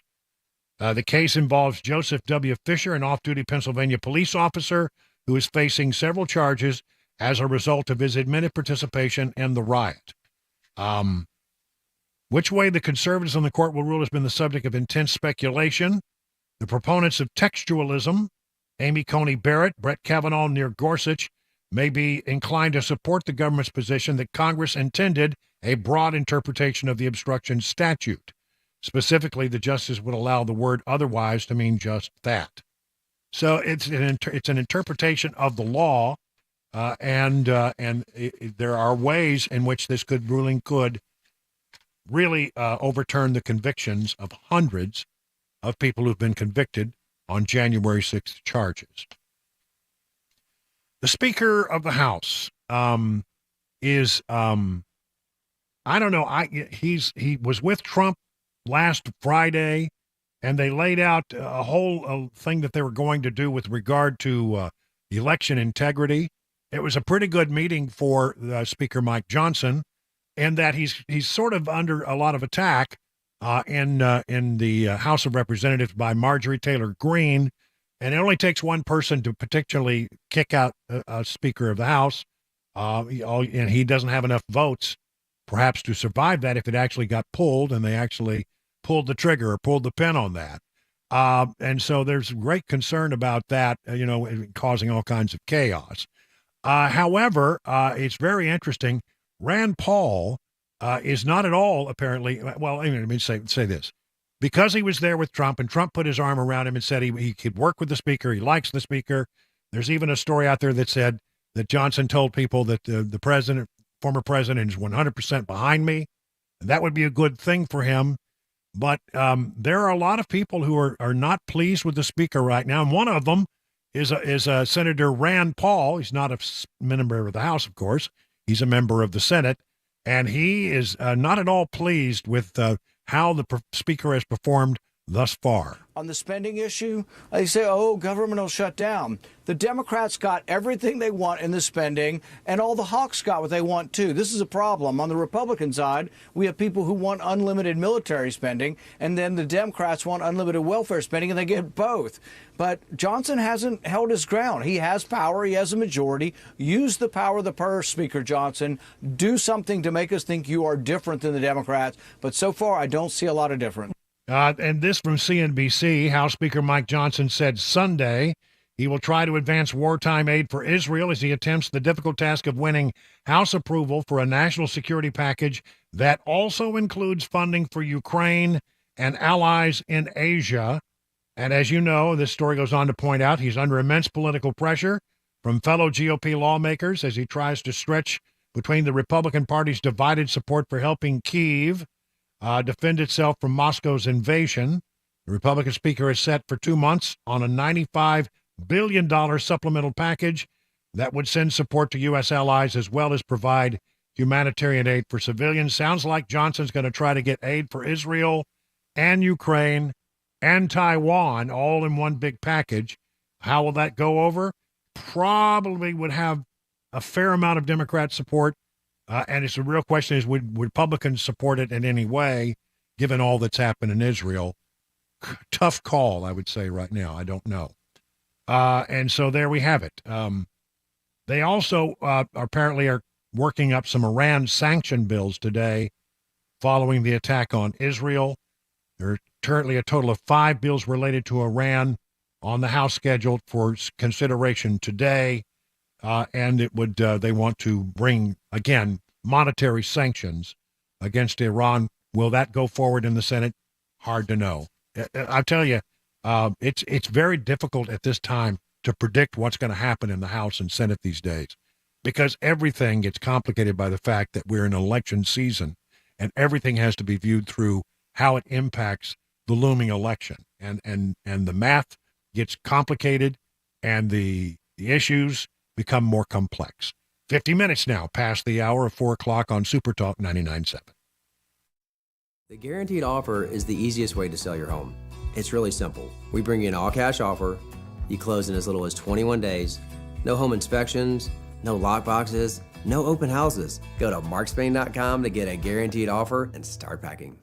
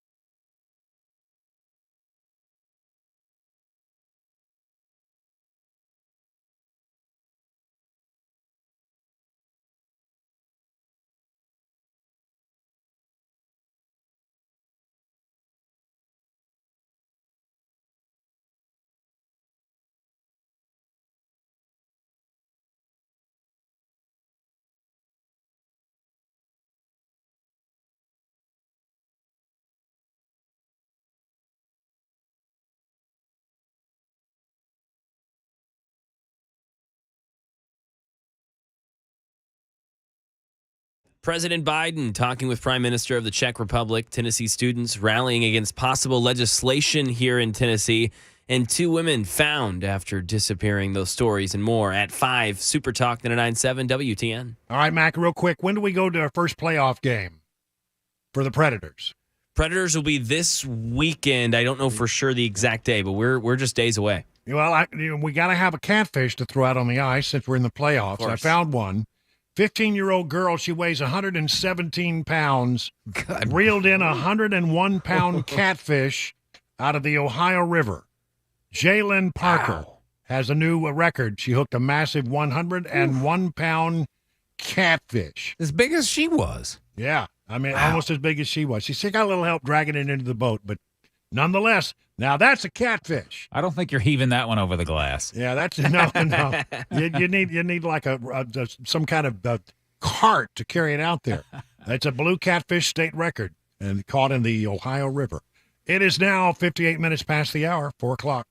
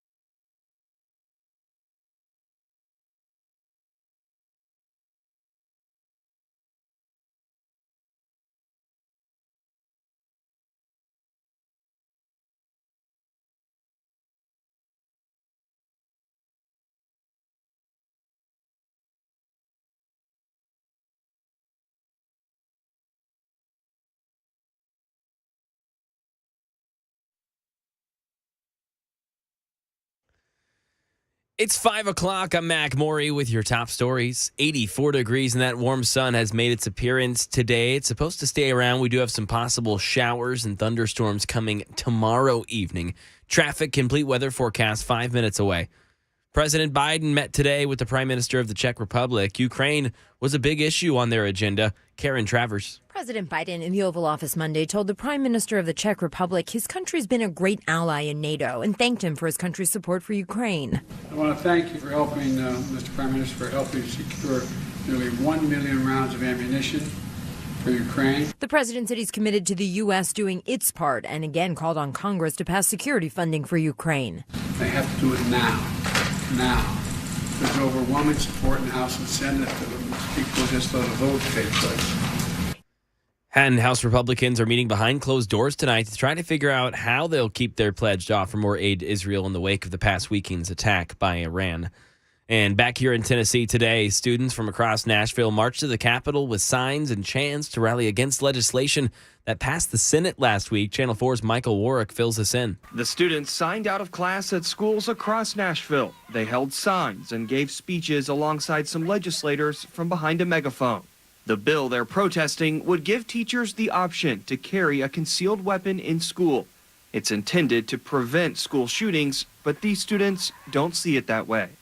One of the students there this morning said, quote, "It's the youth voice that really matters because if you think about the long term, we are the ones who are going to be changing it for our generation. The House could take up that legislation any day." Staying here in Tennessee with a crime story, 6 people injured from gunfire that happened early Sunday morning. Police officers were near the scene when they heard gunshots at Pemex Market on Bell Road. Eric Williams saw officers. He ran away and he threw away a firearm in the process. Police said that all those injured had non-critical injuries. And forensic experts are working to confirm the identities of 2 bodies that were discovered over the weekend in a rural section of the Oklahoman Panhandle. It's thought that the remains of 2 women who disappeared on March 30th during a trip from Kansas. Jim Ryan with the latest. For 2 weeks, police from Kansas, Oklahoma, and Texas searched for Veronica Butler and her friend Jillian Kelly. Their abandoned car was eventually found, and on Saturday, 4 people, 2 men and 2 women, were arrested. From the beginning, says Sheriff Matt Boley. We felt this wasn't a random bill. We felt that with some of the information coming in, that it was more targeted. It's thought that one of the suspects is related to Veronica Butler by marriage. And that is the latest news, traffic, and weather on the way. I'm Mac Morey, WTN News. What an absolute mess. Hey, it's Dan Mandison. Look at my closets. Unorganized to say the least. Even my window dormer is a train wreck. Stuff is everywhere. Now, luckily, California Closets is coming to my rescue. My personal design consultant, Vince, stopped by, measured, and is now showing me how to become more space efficient and organized on his 3D CAD system. It is amazing. And soon, my space is going to be organized, and yes, even Bandit approves.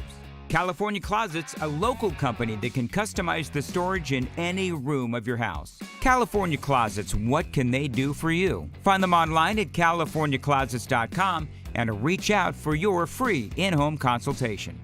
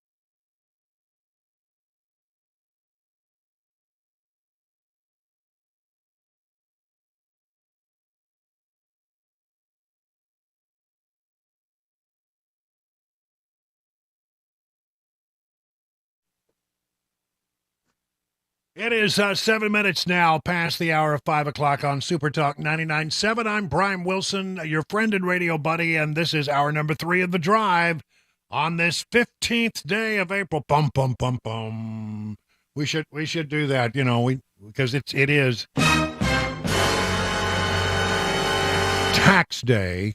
If you haven't already filed your taxes, you might want to ask for an extension. And I want to just add a little bit more to what I said earlier. You get until October 15th if you file an extension. However, from the Associated Press, if you run out of time to file your tax return, you can file for an extension. However, it is important to remember that the extension is only to file your taxes, not to pay them. If you owe taxes, you should pay an estimated amount before the deadline so you can avoid paying penalties and interest. If you expect to receive a refund, you will still receive your money when you file your taxes. You can file for an extension to October 15th through your tax software or preparer, or you can go to the IRS free file tool via mail. So, but here's the thing. That's interesting. Yeah, it is. Here's the thing. How do you know? Exactly. If you haven't done your taxes and you need an extension, you don't know whether. I mean, I had when I sent all my stuff in to the accountant the other day, I had no idea whether I was going to owe or not owe. Mm-hmm. And so, it was I don't know how you can prepay taxes if you literally have no idea what they are. I'm sure if you just put a blank check in there with your taxes and just say, just whatever it is. Whatever number you think it is, put it in there. Yeah. Well, anyway, it is, and it's interesting. Today is like both, for a lot of people, it's payday. So the money comes in and the money goes out. That's right. That's the way of the world. I got mine done today at noon. Cabana wife went by and signed the paperwork, and I'd already signed it, and so it's all done and just under the wire. But I actually started this like middle of last month. It just takes a while sometimes to run down documents and that kind of stuff. Oh, yeah. Why is it so damn complicated? That's the thing I want to know. It doesn't have to be. Why does it have to be that complicated? I mean, I'm a relatively bright man. Now, it is true, as you know, if you're a longtime listener to this program, that I'm not great with numbers. It's not my strong suit. I've noticed that. Yeah. Well, I can't add without a calculator. I'm in trouble. But that said, I'm a relatively bright individual, and I wouldn't even begin to know how to do my taxes. Yeah, it becomes just complete like white noise to me after a couple of blanks that I'm supposed to fill in. It's like, I have no clue what this is. Yeah, I know. What am I doing here? And the times that I've tried to do it, it haven't always worked out well. IRS seems to look at my look and say, no, I can't quite agree with that, Brian. We have a different opinion about that. Yeah. But anyway, one way or the other, glad it's done. And I hope that you have gotten yours well underway. If not, you need to do something today. You need to take some action today. All right, good. All right. The IRS expects 1 million returns every hour today. We might see 1 million returns come in every hour, says IRS Commissioner Danny Werfel, who I'm sure is a lovely man and a great public servant. Because, the IRS is full of patriotic Americans. That's going to be my position. Apparently, in Maine and Massachusetts, you have until April 17th. I have no idea why. If for failure to file, the IRS charges 5% of your unpaid taxes per month, capped at 25% of your balance due. The late payment penalty, with a maximum fee of 25% of unpaid taxes, is based on the current rates. If you're missing tax forms, the tax deadline is your last chance to file an extension. All right, so there you go. I take all that stuff when it comes in the mail and I put it in an envelope. And yet, even though I did that, they come back to you and say, you know what, Brian, we need some more documents to finish this up. So what happened? How does that happen? I don't know. Here's a story from townhall.com. Tax day reminder, the government is still wasting your money. While the government demands reporting accuracy and timely payments, they do not hold themselves to the same standards, despite their inability to properly manage the hard-earned money that they've already taken from you. The government plans to take and waste more of it. Spending reforms are long overdue. An analysis of the president's 2025 budget from the Tax Foundation found that extending various tax credits would wipe out most, if not all, of any deficit savings from increasing taxes. The GAO released another report showing that the federal government made at least $236 billion in improper payments last year. Wow. Most improper payments were made by entitlement programs, giving money to people who were no longer eligible to receive these payments, including people who were dead. Even when the government does not count it as an improper payment, the government is still wasting your money. For example, under Medicaid, under the current policy, the federal government funds on average 71.3% of traditional Medicaid and 90% of Medicaid expansion created under the Affordable Care Act. This means the federal government provides more generous support to able-bodied adults covered under the expansion than to those who are most vulnerable and in the greatest need of care. Of course it does. Well, it goes on and on and on. National debt, $34.6 trillion. You know, again, isn't it funny how the government, and I speak only in the kindest terms when just talking about my government and how they spend their money on tax day.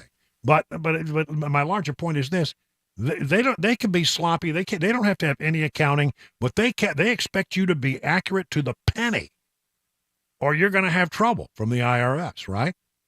They're not that good. Why should they expect that we would be that good? All right. A couple of other stories I wanted to squeeze in here in this particular segment. Remember the Baltimore Bridge? We were all trying to figure out what caused the Baltimore Bridge. Well, we don't know for sure, but listen to this. From Associated Press, ship that caused bridge collapse had apparent electrical issues while still docked, AP sources say.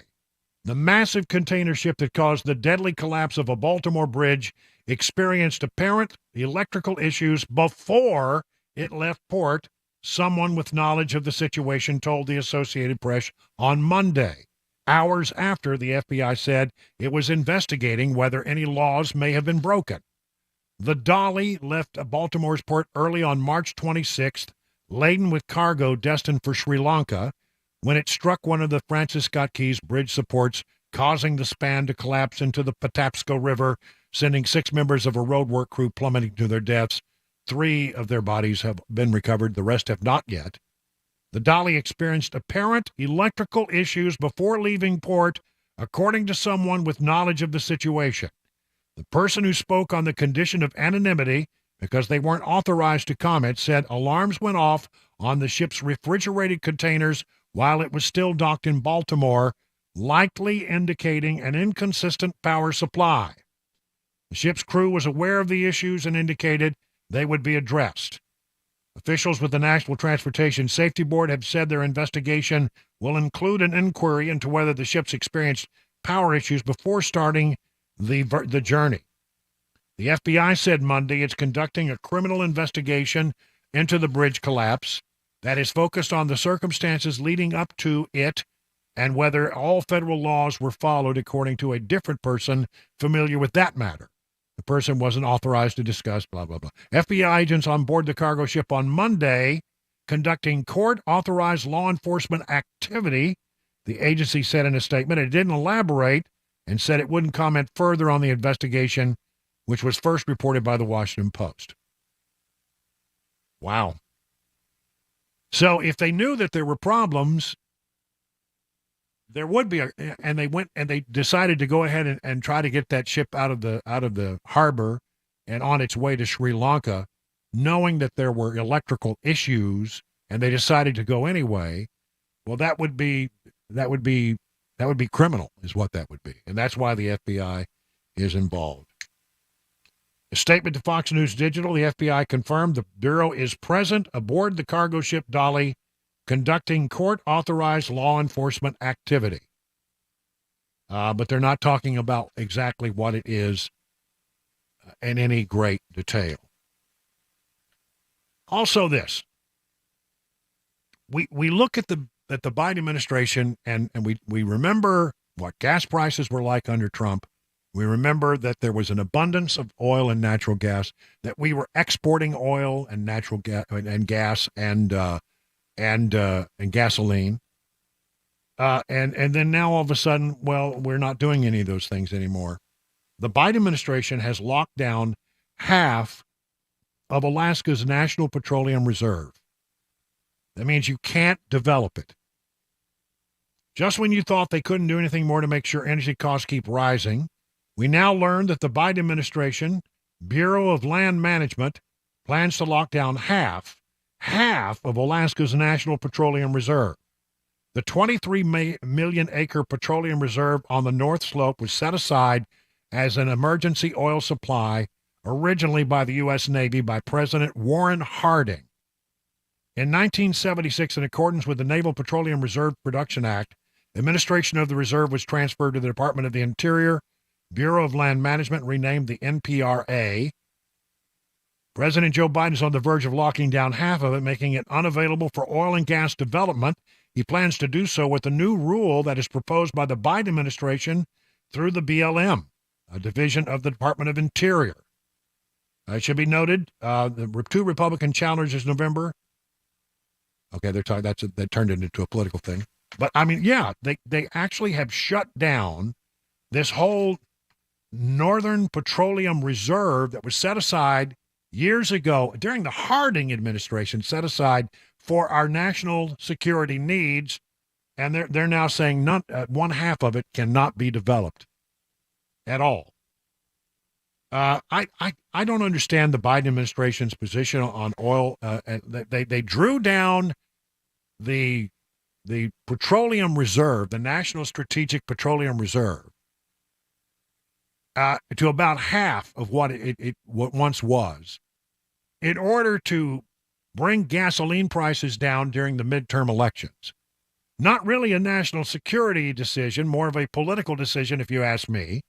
But it did bring down the gas prices because there was more oil on the market, because they were releasing a bunch of it whenever they felt it was helpful to do so. Every time the gas prices would start to go up, they'd release a bunch more oil, and they released about half of what we had in our Strategic Petroleum Reserve. And now they're supposed to be filling it back up, but they can't because the price is too high. And in addition to all of that, now they're locking down Alaska's National Petroleum Reserve from future energy development. Again, it doesn't make any sense to me, one way or the other. Just remember, there was a time and a place not too long ago when we had more gas and oil than we knew what to do with. Prices were relatively low, and we were exporting, not importing. Those days have changed.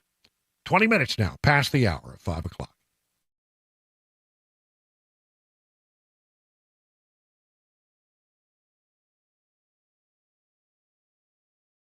United Structural Systems, some 25,000 satisfied residential customers. They've been in business in this area since 1994. And you know what? They're really good when it comes to foundation repair or structural issues. But listen, with all of the rain we've had recently, they want to think about waterproofing. If you got water issues around your home, man, that needs to be addressed. That can really spiral out of control quickly and cause greater problems. How do you know? Well, do you have standing water in crawl space? Do you have wet basement walls? Do you have musty odors or floor joists with wood rot? Cracks in basement floors, hardwood floors in your house that are cupping because they're exposed to so much moisture from underneath. See, if you see any of these signs, well, your house is trying to tell you something.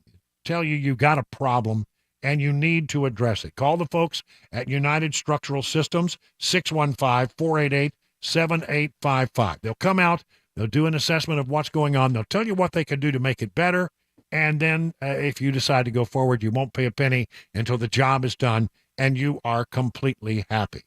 USS, they guarantee their best, serving Middle Tennessee, Southern Kentucky, Western Kentucky, online at USSTN.com. Again, USSTN.com. Here's the number, 615-488-7855.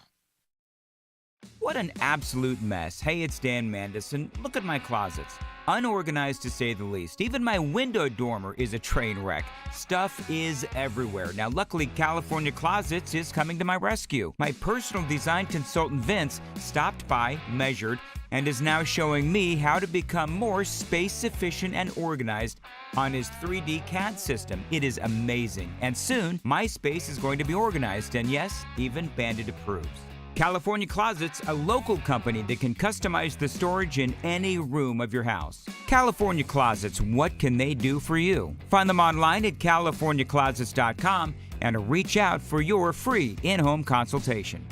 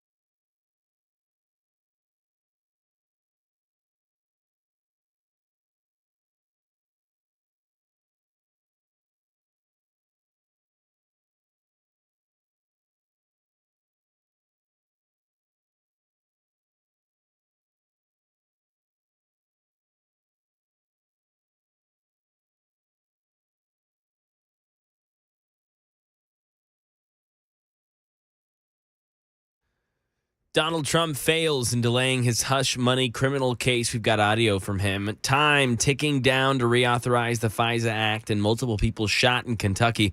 Those stories, 5:30 Super Talk, 99.7 WTN.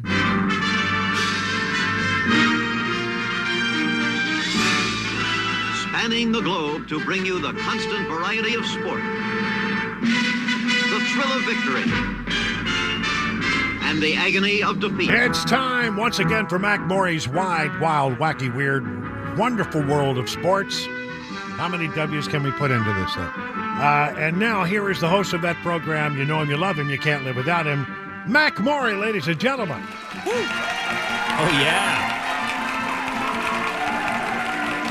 Here we go on a busy Sports Monday. Yeah, we got sports today? We got some sports stuff going on today, right after the stinger, of course. Okay. All right, so I thought we'd jump through a couple things. Brian, you brought up the catfisher and the predators earlier. It's time, get it ready. Yeah. Make sure it's in the fridge. We got a few days till it starts, so make sure you keep it cool, keep it fresh. Yes, please keep it on ice. I mean, you don't want a stinking fish. And we will get ready to slap it on the ice here soon. Don't know exactly when the Predators' first playoff game will be. The NHL playoffs start the 20th.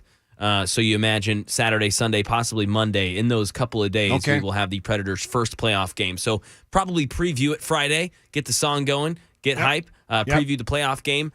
Most likely will be the Vancouver Canucks. The Predators in their regular season tonight against the Pittsburgh Penguins. This is a Penguins team that's still fighting for a playoff spot over in their conference, so we'll see what they do. They will be trying to win this game. Not that the Predators won't be, but they're kind of locked in that number one wild card spot. Don't want to injure anyone. Don't want to just let's just take it easy here tonight. If you don't get a win on the last game of the season, that's fine. You're in the playoffs, and really start going. Now I was at the game Saturday night against the Blue Jackets. Good win.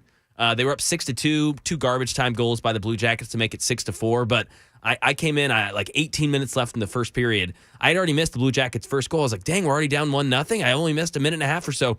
Boom, 3 goals within like 6 minutes for the Predators. It was It was a great first period. A lot of dancing, a lot of singing in that first period for all the fans. It was a packed house too. It was great. Last home game for the Preds. So they will get ready. Playoffs again starting this Saturday. We will see them play this weekend. The first playoff game will be the Colorado Avalanche taking on the Winnipeg Jets. So that is it. So how do you feel about their chances? I feel great. This team is as hot as any other team. It's peaking at just the right moment. Yeah. Exactly. And that's real important for hockey because playoff hockey is not the same as regular season hockey. No. It's 2 different things. So coming in hot is a big, big thing. Yeah, confidence. They've got a great goalie in Soros. I just think they have all of the tools that you want for a playoff run. And one of those, like you said, Weber is having that momentum, having that heat right now. They've kind of hit their apex at a perfect time. They can explode on offense. Their defense is physical. There was a fight in the second period. You gotta love a good hockey fight. Start throwing the blows. Oh yeah. So no, they play with a ton of aggression. I think. They have a good chance about anyone. So, and it's always nice, sure, you're coming in as the 7 or 8 seed or whatever it is, playing some of the best teams, but you win that first series, you just knocked off one of the best teams in the NHL, and now you're hotter than you were before. So we'll see what the Preds do, probably against the Canucks, again, one of the better teams in the NHL.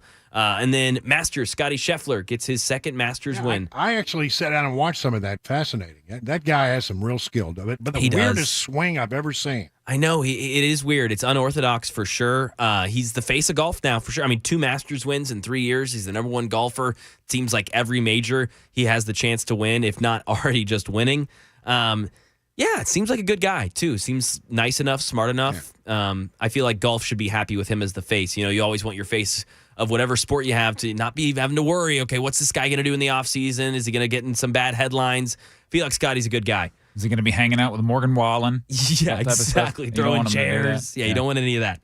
No. And then ending here on this segment, I've never done 3 topics, but we're breezing by. There was just so much to cover. I wanted to make sure we hit all these. The WNBA draft happens tonight. This one is rather notable because Caitlin Clark is in it. She'll be the number 1 overall pick, unless something crazy happens, unless some physical didn't go through or she had some bad I don't know. I imagine she will go to the Indiana Fever. But then there's some other great players. Rakea Jackson in this mock draft I'm looking at right now, she was a forward at Tennessee for the past few years. She's mocked going 3 overall to the Chicago Sky. So even though the Lady Vols didn't perform very well, they're still pumping out that WNBA talent. It's good to see that out of Knoxville because anytime the Lady Vols just get a new coach, it's good to just point that to recruiting and say, hey, listen, I know the past few years in the tournament, as far as our win-loss record hasn't been great, but we're pumping out talent to the professionals to get you to go make money. That'll get those new 4- and 5-star recruits to come play in Knoxville. So that will happen tonight. We'll see Caitlin Clark officially join the pros. All right, and that's it for sports. Let's put back on our news hat because it's time for the news at 5:30 on Super Talk.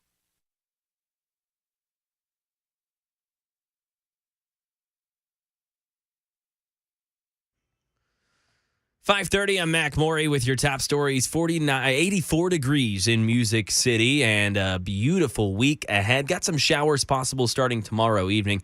We'll let you know all about it. Latest traffic report and a weather forecast in 5 minutes. After several attempts to delay his criminal case in New York, jury selection getting underway today in former President Trump's hush money case in New York. Trump telling reporters outside court in Manhattan this afternoon that he should be on the campaign trail right now, not on trial. It's a political witch hunt. It continues, and it continues forever. And we're not going to be given a fair trial. It's a very, very sad thing. He continued on to say that this is all about election interference. In the nation's capital, the Senate has just a few days to reauthorize Section 702 of the Foreign Intelligence Surveillance Act, or FISA, which covers warrantless foreign surveillance before the spy powers expire on April 19th, Jay O'Brien. Even Trump allies like Senator Lindsey Graham, ranking member of the Senate Judiciary Committee, saying last week failing to reauthorize FISA would, quote, let our guard down at the worst possible time. Hardline Republicans opposed the legislation in the House, but it passed last week with the help of Democrats and the support of Speaker Mike Johnson. Former President Trump even backing down from his opposition to the measure, saying reauthorizing the spy program for just 2 years would allow it to come due again in a possible second Trump administration. In crime in Kentucky, 4 people, including 3 juveniles, were shot yesterday outside of a Kentucky health department. It happened from a 23-year-old man, Stephen Bussell. He was in a car. He was arrested and charged. Those injuries seem to be non-life-threatening. More arrests are pending as police are continuing their investigation. That's the latest news. Got a weather forecast next. Traffic report as well. I'm Mac Morey, WTN News. The guaranteed offer is the easiest way to sell your home. It's really simple. We bring you an all-cash offer. You close in as little as 21 days. No home inspections, no lock boxes, no open houses. Go to markspain.com to get a guaranteed offer and start packing.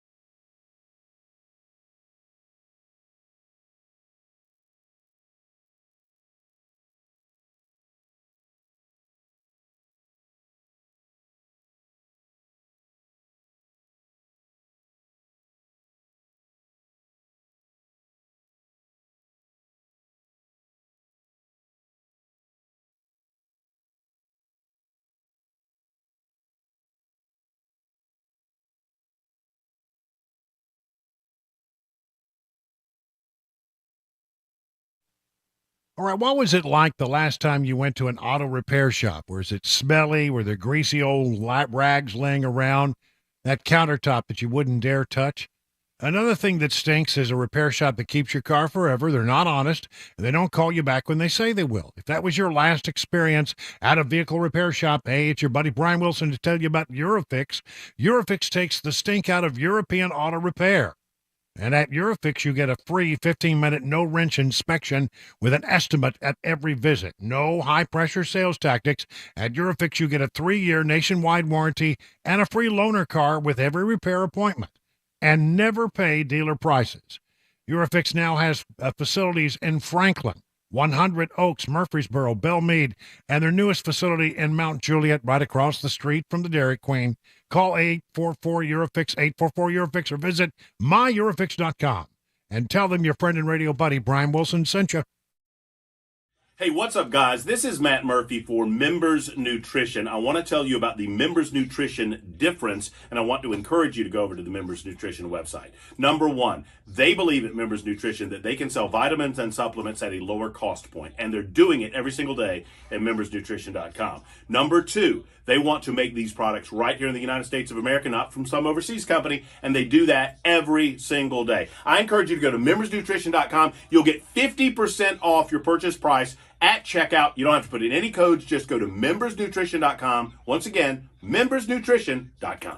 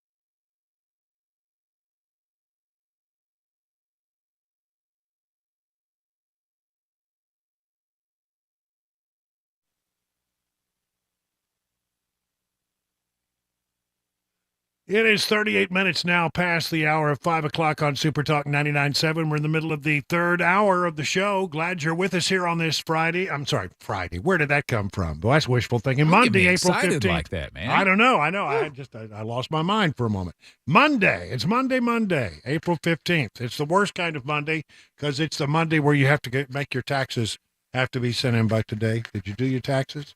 I'm not kidding. I'm sorry. I've got stuff coming off the printer. I mean, I'm bringing you the very latest news, and it's still coming off the printer. Multitasking. That's right. I'm trying to multitask, and it's never official until you staple it. I was shocked because I went down to sign my return and get it shipped off. As I mentioned, I actually started what I thought was plenty early, but it took a long time to run some stuff down.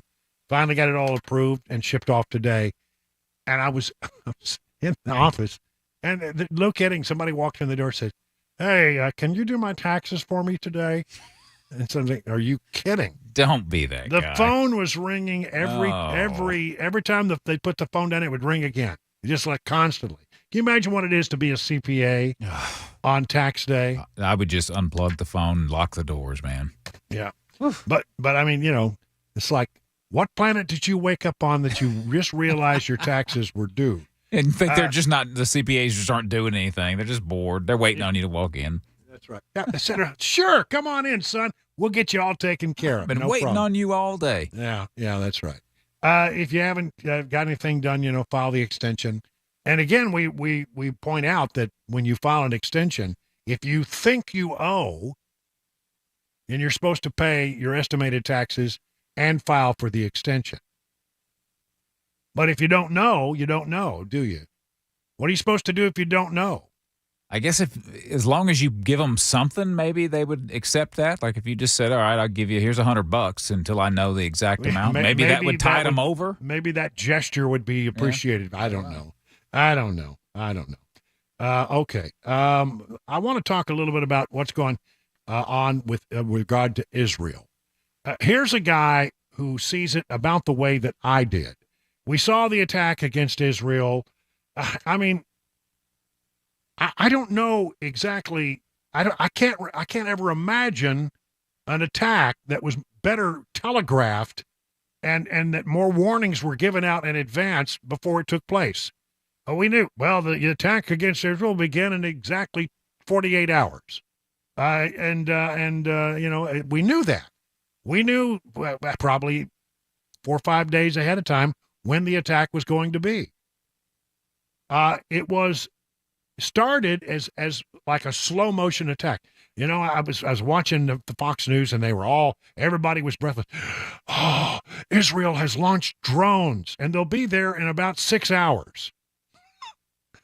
No, they won't. They're never going to make it. And they didn't. They didn't make it to Israeli airspace. They were shot down.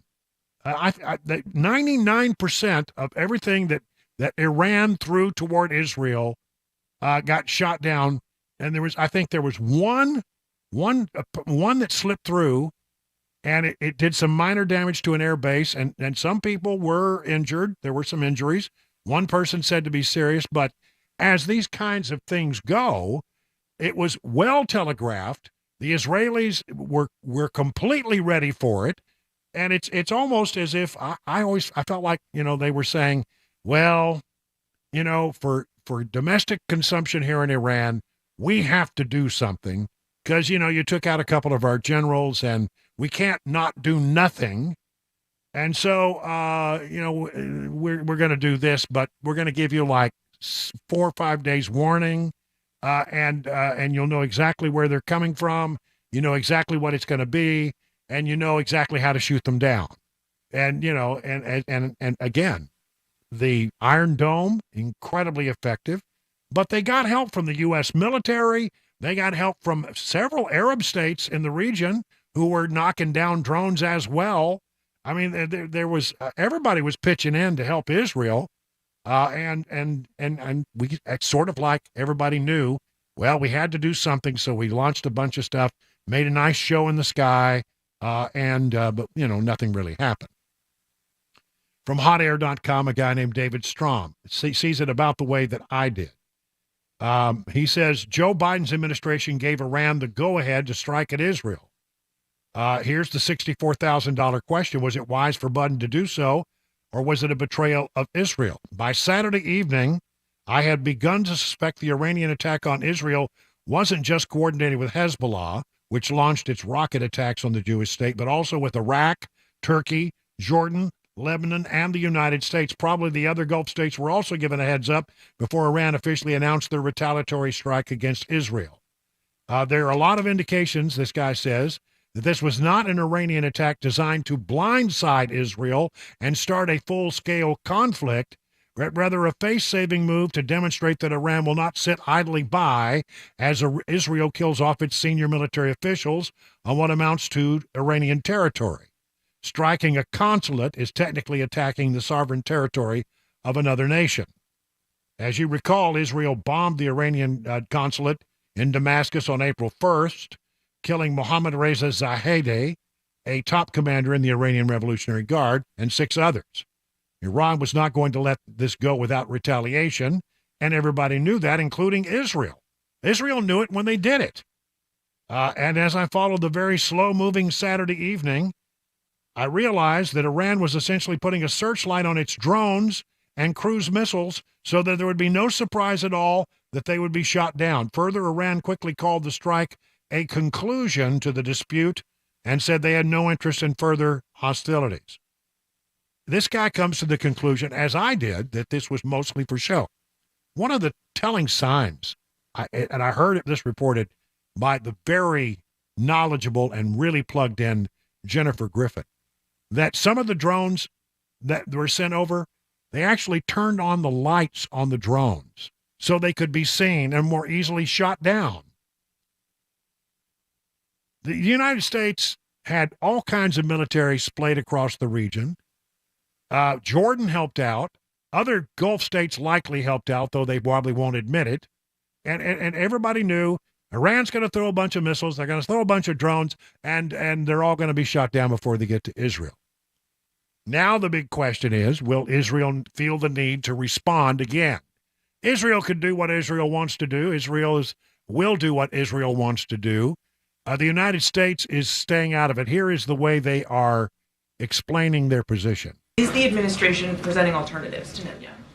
This is an Israeli decision to make, whether and how they'll respond to what Iran did on Saturday, and we're going to leave it squarely with them. Their decision to make, but are you making suggestions?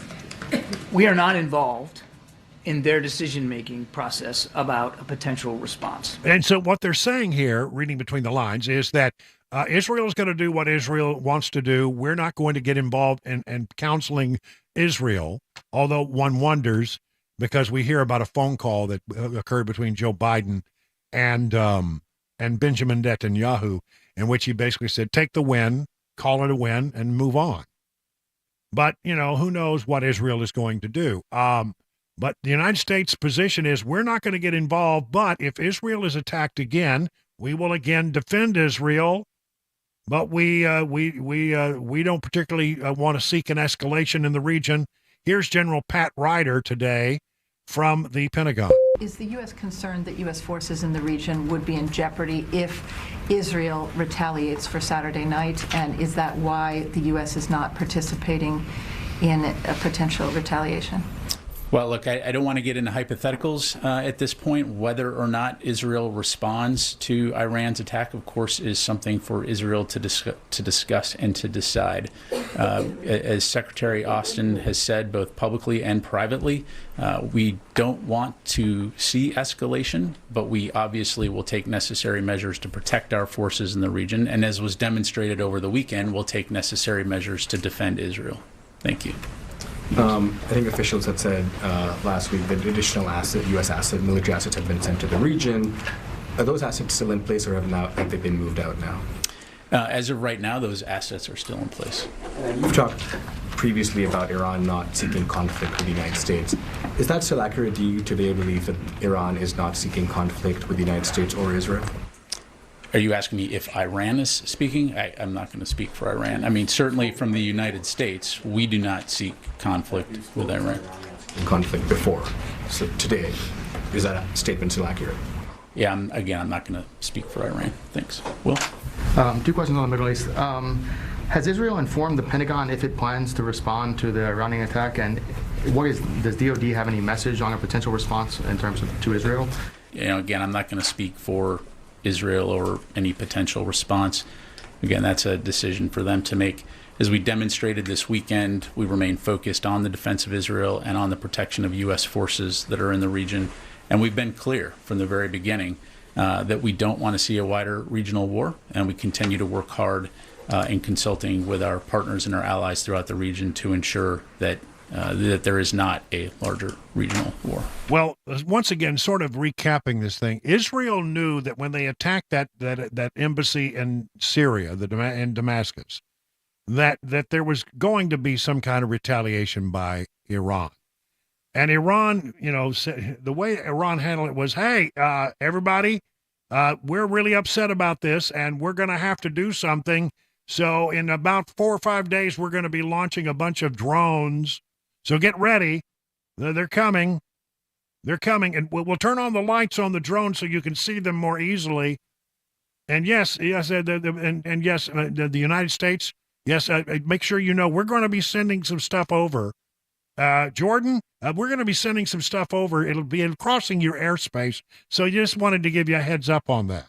They did everything they could to make sure that these drones were shot down. What did they get in return? Not much, except for domestic consumption. I mean, this played very well inside Iran. And the Ayatollahs could then say, look what we did. We attacked Israel. Okay, all good and fine. But what they really got out of it was an understanding. Believe me, they were taking detailed notes, as were many other people, about exactly what would happen in such a scenario and how the various systems that are splayed across the region would react. They worked well. As we say, 99% of everything that was thrown up got shot down before it ever entered Israeli airspace. But what will Israel do? I don't know. I mean, Israel can respond. It's Israel's decision to make, not mine. But then, then does Iran then say, well, now we have to respond again? How long does that tit for tat go on? My concern is if that happens and it gets to be a back and forth, back and forth, back and forth, this thing could escalate because something could spiral out of control. Intentions could be misread. We've got people in the region, and I have great concern about their safety in that circumstance. It just seems to me that a continual back and forth is not in everybody's interest, but who knows how this will be resolved. We'll watch it and bring you all the details as it happens.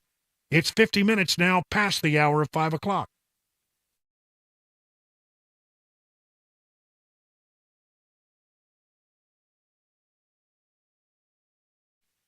Grace Point Healthcare is the standard for affordable, comprehensive, and convenient medicine. How? Well, as a direct pay provider, your healthcare is delivered without the red tape of an insurer's guidelines.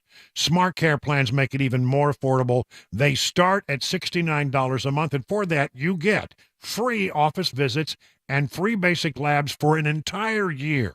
Grace Point identifies and treats the root causes of a condition, not just the symptoms, utilizing a comprehensive functional approach. And by usually seeing you the same day or the next day, you're treated at your convenience. Now, that's nice, isn't it?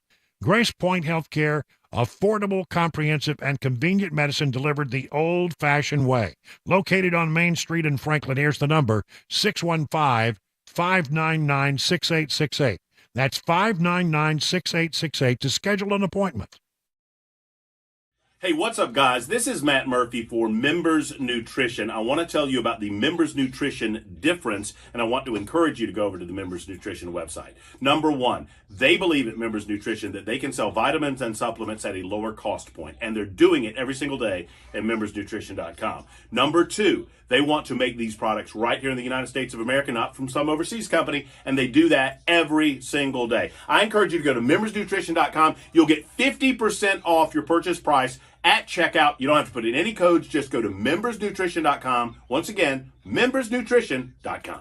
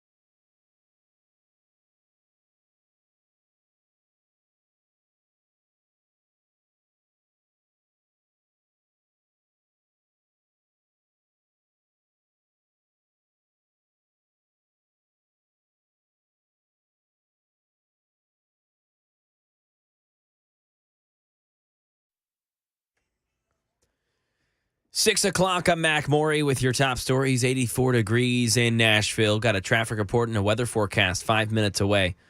Some of Israel's Arab neighbors came to its defense in an extraordinary display of regional cooperation against Iran. Jordana Miller gives us more from Jerusalem. Several Arab countries joining the U.S. to help defend Israel from Iran's unprecedented attack. That despite their unwavering opposition to Israel's war on Hamas in Gaza. The regional threat from Iran eclipsing the Israeli-Palestinian conflict. Jordan publicly saying its fighter jets shot down dozens of Iranian drones. The Egyptians, Emiratis, and Saudis, according to U.S. and Israeli sources, provided key intel and allowed foreign aircraft in their skies to shoot down Iranian drones and missiles.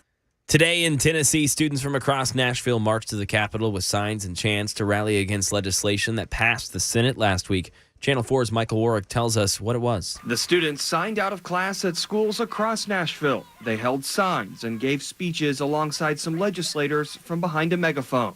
The bill they're protesting would give teachers the option to carry a concealed weapon in school.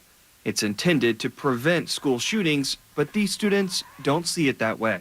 One of the students there this morning said, quote, "It's the youth voice that really matters because if you think about long term, we're the ones who are going to be changing it for our generation."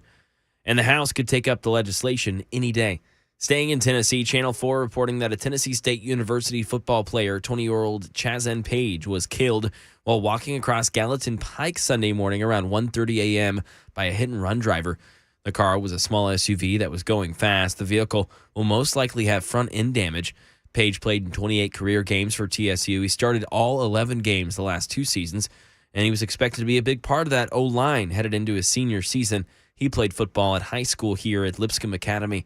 Anyone with information has been asked to call Crime Stoppers with a cash reward available. And a major U.S. airline pausing flights to Israel again after Iran retaliated over the weekend. Here's Alex Stone. With uncertainty about how the conflict will move forward, United Airlines, which only a few weeks ago resumed its flights to Tel Aviv, says it has canceled its flights to Tel Aviv at least for today, as well as its flight from Washington Dulles to Amman, Jordan for Tuesday. Flights from Newark to Dubai have resumed. United says it has moved all of its crews out of the region, and it's monitoring the situation to decide when it's safe to resume flights to Tel Aviv and Amman. And that is the latest news, traffic, and weather on the way. I'm Mac Maury, WTN News. What an absolute mess. Hey, it's Dan Mandison. Look at my closets. Unorganized to say the least. Even my window dormer is a train wreck. Stuff is everywhere. Now, luckily, California Closets is coming to my rescue. My personal design consultant, Vince, stopped by, measured, and is now showing me how to become more space efficient and organized on his 3D CAD system. It is amazing. And soon, my space is going to be organized, and yes, even Bandit approves. California Closets, a local company that can customize the storage in any room of your house. California Closets, what can they do for you? Find them online at californiaclosets.com and reach out for your free in-home consultation.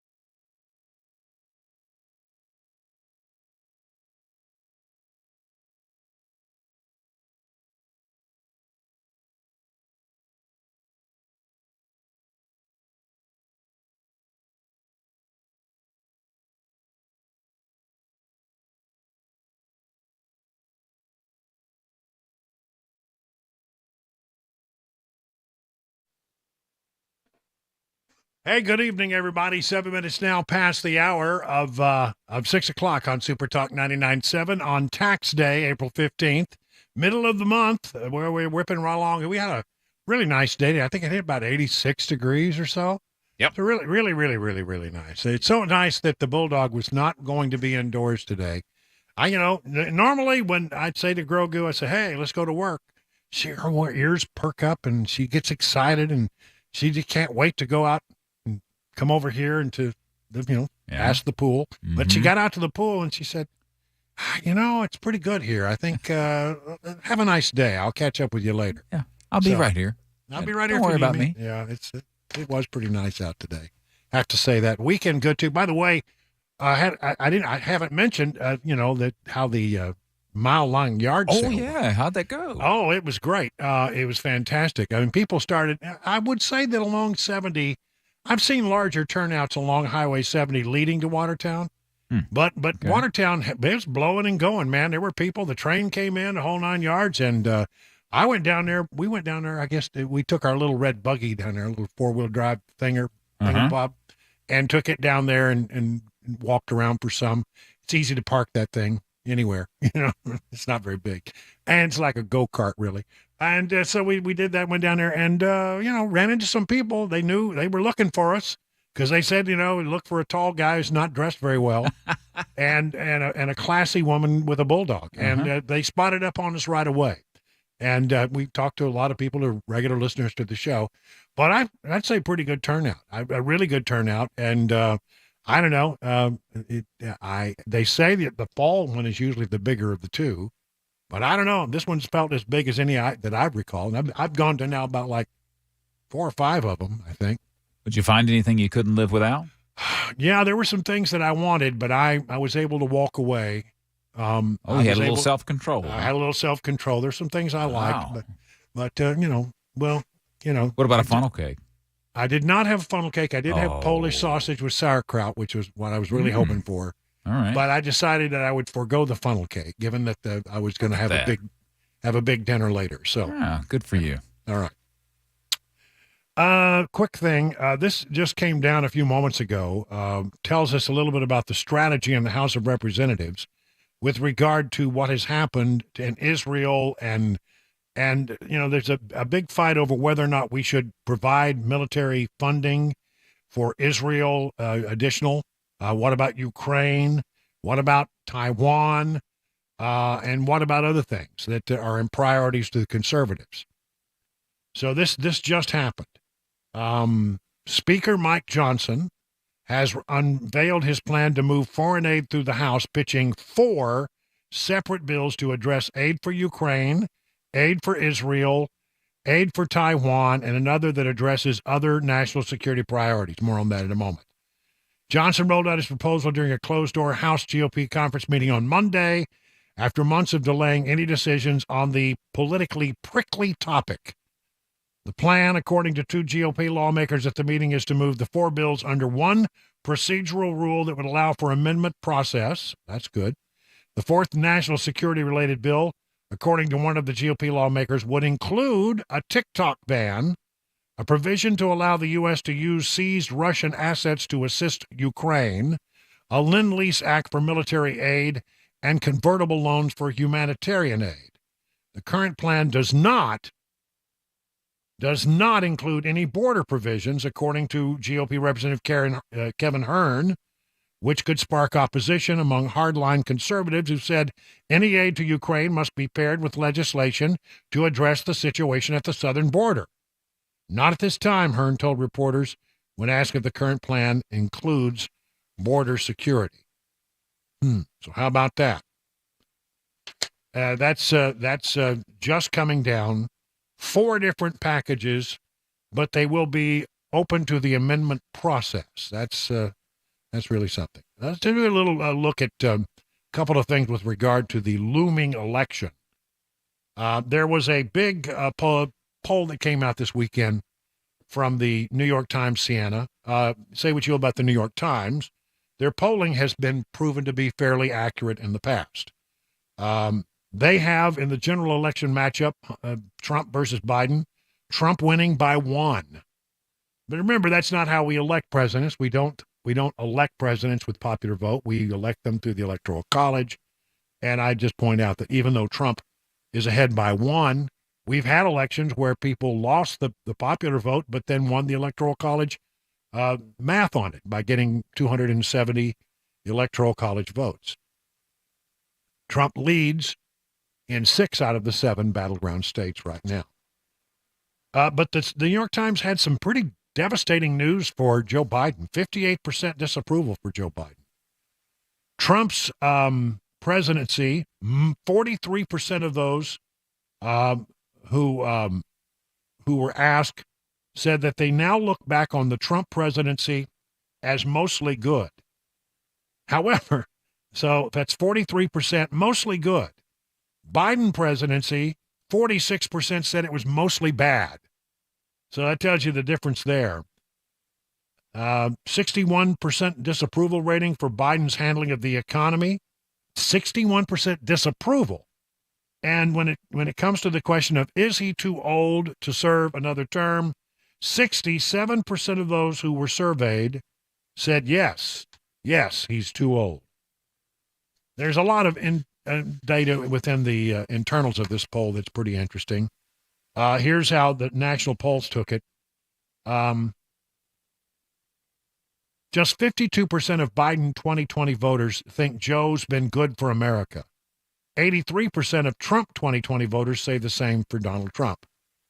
So, I mean, it means that Biden's support among people who actually voted for him in the 2020 election is waning. People who liked him, 48% of them said that he's not been good for America. That's pretty amazing. Data revealed 25% think Joe Biden's tenure has been mostly good. 42% said they feel that way about Trump. 46% say Biden has been mostly bad for America. 33% saying only feel that way about Trump. So there's a lot of data in there that's pretty good. But I think overall, what I draw from these more recent polls that have come out is that the numbers are tightening. They are. But on the issues that matter most to Americans, Trump is on the right side of the major issues. He's looked favorably for his handling of the economy. He's looked favorably for his handling of immigration. He's looked favorably at a whole host of other things like dealing with inflation, et cetera. So, I mean, when you look at Biden, he's not looked at favorably in any of those. And add to it, he's not looked at favorably for his handling of foreign policy. All right. This, I think, is pretty interesting, and I think it's right. From the Washington Examiner, the new threat to Biden, the rising odds that no rate cuts will happen before the election. It's beginning to look as if there's going to be a rate cut, there will be one. And if there is one, it will be after the election in December, or very, very late. Certainly not early enough in the process to have an impact on the outcome of the vote. If the Federal Reserve decides to go forward with rate cuts, and inflation has not dropped dramatically, and as you know, the other day the information on inflation was not good, then they're doing it for political reasons, not because the data are driving that decision. The rising odds that the Federal Reserve might not cut interest rates at all this year has major implications for the coming elections, especially in terms of imperiling President Joe Biden's quest for a second term. Just 4 months ago, investors were pricing in up to 6 interest rate cuts in 2024. In fact, most had expected that the first one would have already happened by now. But inflation has proved to be more stubborn than thought. Or as they like to say, inflation has been sticky. And now the expected timing for those cuts is being dramatically pushed back, with some expecting just one small decrease and others seeing a possibility the central bank will not lower its target rate at all this year. That would be a huge blow to Biden because, if he were to get 2 or 3 cuts across the course of this year, he could at least make the argument that our Bidenomics have started to work, inflation is under control, and it won't be long before interest rates are back where they should be. But he's not going to be able to make that because there aren't going to be any cuts. It now appears, who knows, but it appears that there's not going to be any cuts until after the election. So that would not have a real impact on the election, and he wouldn't get to claim, hey, just hold on, things are going to get better very soon. He can't make that argument. And people look and they overwhelmingly already believe that they were better off under Trump economically than they are under Biden. They believe that, and with good justification because it's true. Some things in the producer price index have gone up 25, 30, 35%. Just outrageous amounts of inflation since Biden took office. And you're dadgum be sure that your income hasn't gone up that much. It hasn't gone up 20%, has it? No, it's gone up maybe a little, but you're still way behind because prices are getting more expensive and your wages are not keeping up with it. And then because interest rates are high, the people who have to turn other places to make ends meet, like credit cards, are really paying a bigger price. So it's like, for a lot of people, it's tough right now. It's really, really tough. And people almost always vote their own personal pocketbook interest. This is not looking good at all for Joe Biden. I think that on the election, on immigration, on foreign policy, on a whole host of things that really are said to be on the minds of voters right now, Donald Trump has the right position, and people perceive him to have been better at handling those matters than they have perceived Biden to be handling those matters. So it seems like to me a lot still going in the direction for Donald Trump that's very positive. The most important thing, I should pull it up real quick, just take a quick look. Where are we in the Real Clear Politics average of polls? Here we go. We'll take but a second. Real Clear Politics average of polls, when you look in, boy, I'll tell you, it's gotten tight. If you look at the average of polls, just general election, it's Trump leading by 0.2. The five-way, which is really probably more likely what would be the outcome, they have the average Trump leading by 1.8. And in the battleground states, on average, Trump leads by 2.6. Again, that's all pretty tight. Battleground states, Wisconsin, Trump at 0.6, leads by 0.6. Arizona, he leads by 4.5. That's a pretty good number. Georgia, he leads by 3.8. That's a pretty good number. North Carolina, he leads by 4. That's a decent number. Trump leads by 3.2 in Nevada, and then when you get to Pennsylvania, he leads by 0.1. Whew. However, if you say, let's look at where states are likely to land. Red states are going to be red. Blue states are going to be blue. Let's award these battleground states to whoever's leading in the polls, even if it's by a little amount. And if that were what they call no toss-up on the Electoral College map, Trump would be bringing in 293 Electoral College votes. You need 270 to clinch. Right now, with the way the electoral map is, on Real Clear Politics, looking at just, where things are and having about 1, 2, 3, 4, 5, 6, 7, 8 battleground states, it's 219 for Trump, 215 for Biden, 104 toss-ups. So I do see it tightening, and that's not unexpected. That was expected to happen.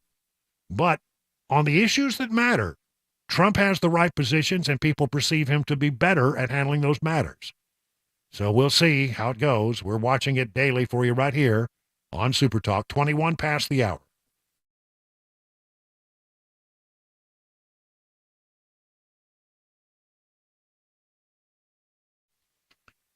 Busy bee when you need heat or cold AC. And boy, I'll tell you what, it's been a little bit of both here for the last few days, hasn't it? Some days you need the heater at night. Sometimes you don't.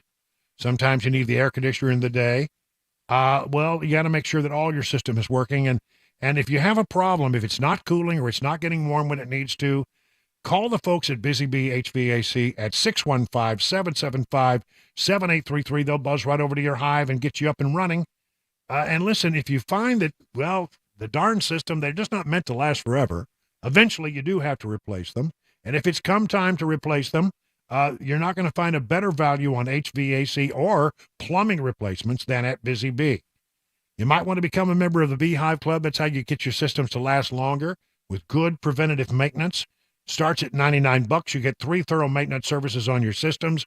1 at the beginning of heating, 1 at the aimed at cooling, 1 aimed at plumbing. No overtime charges 24/7. 10% off all repairs. Busy Bee Plumbing, Heating, and Cooling is your official Rude Pro partner. Again, the number, 775-7833, online at busybehvac.com. What an absolute mess. Hey, it's Dan Mandison. Look at my closets. Unorganized to say the least. Even my window dormer is a train wreck. Stuff is everywhere. Now, luckily, California Closets is coming to my rescue. My personal design consultant, Vince, stopped by, measured, and is now showing me how to become more space efficient and organized on his 3D CAD system. It is amazing. And soon, my space is going to be organized, and yes, even Bandit approves. California Closets, a local company that can customize the storage in any room of your house. California Closets, what can they do for you? Find them online at californiaclosets.com and reach out for your free in-home consultation.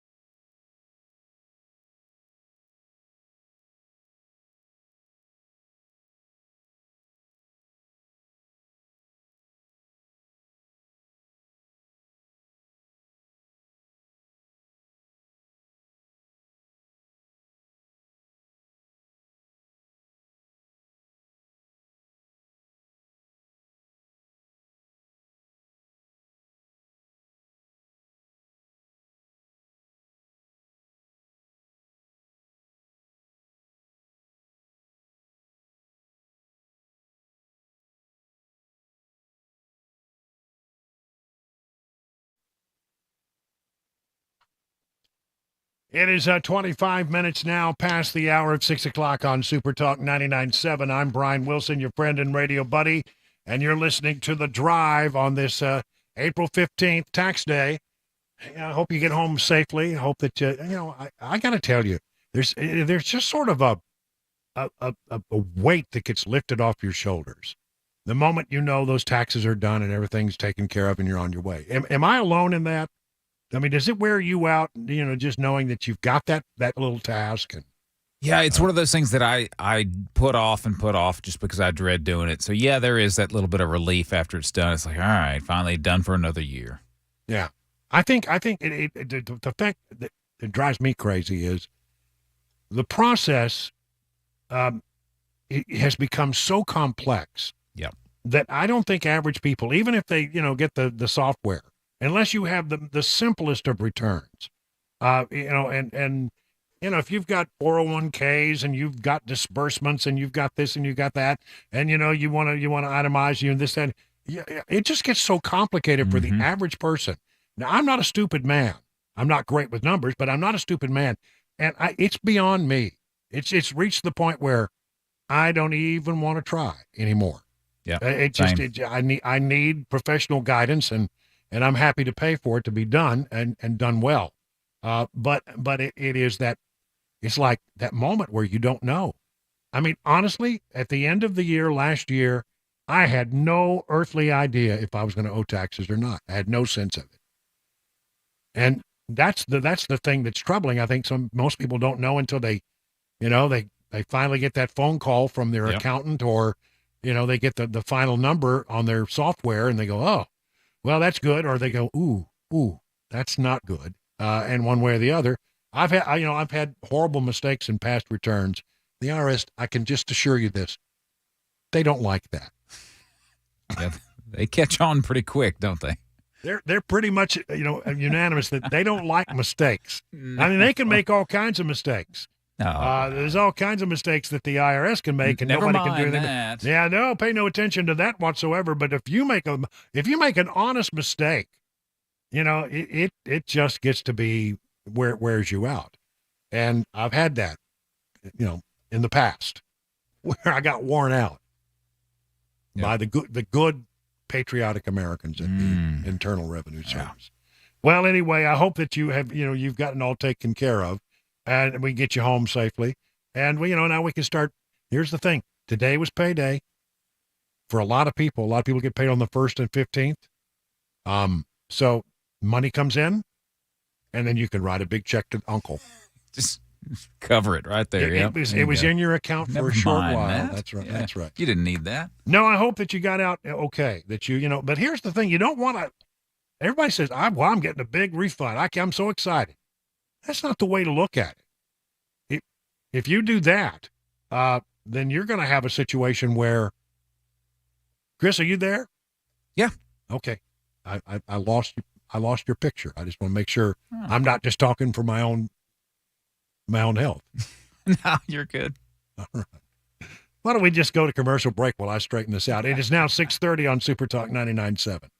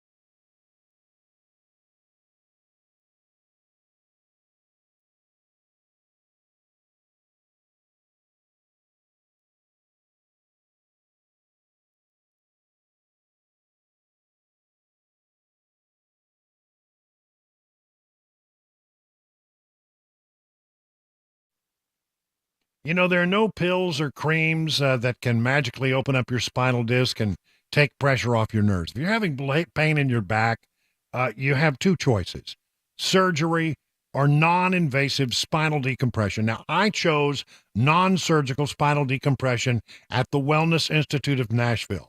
They have state-of-the-art facilities, and their high-tech equipment offers the latest non-surgical procedures.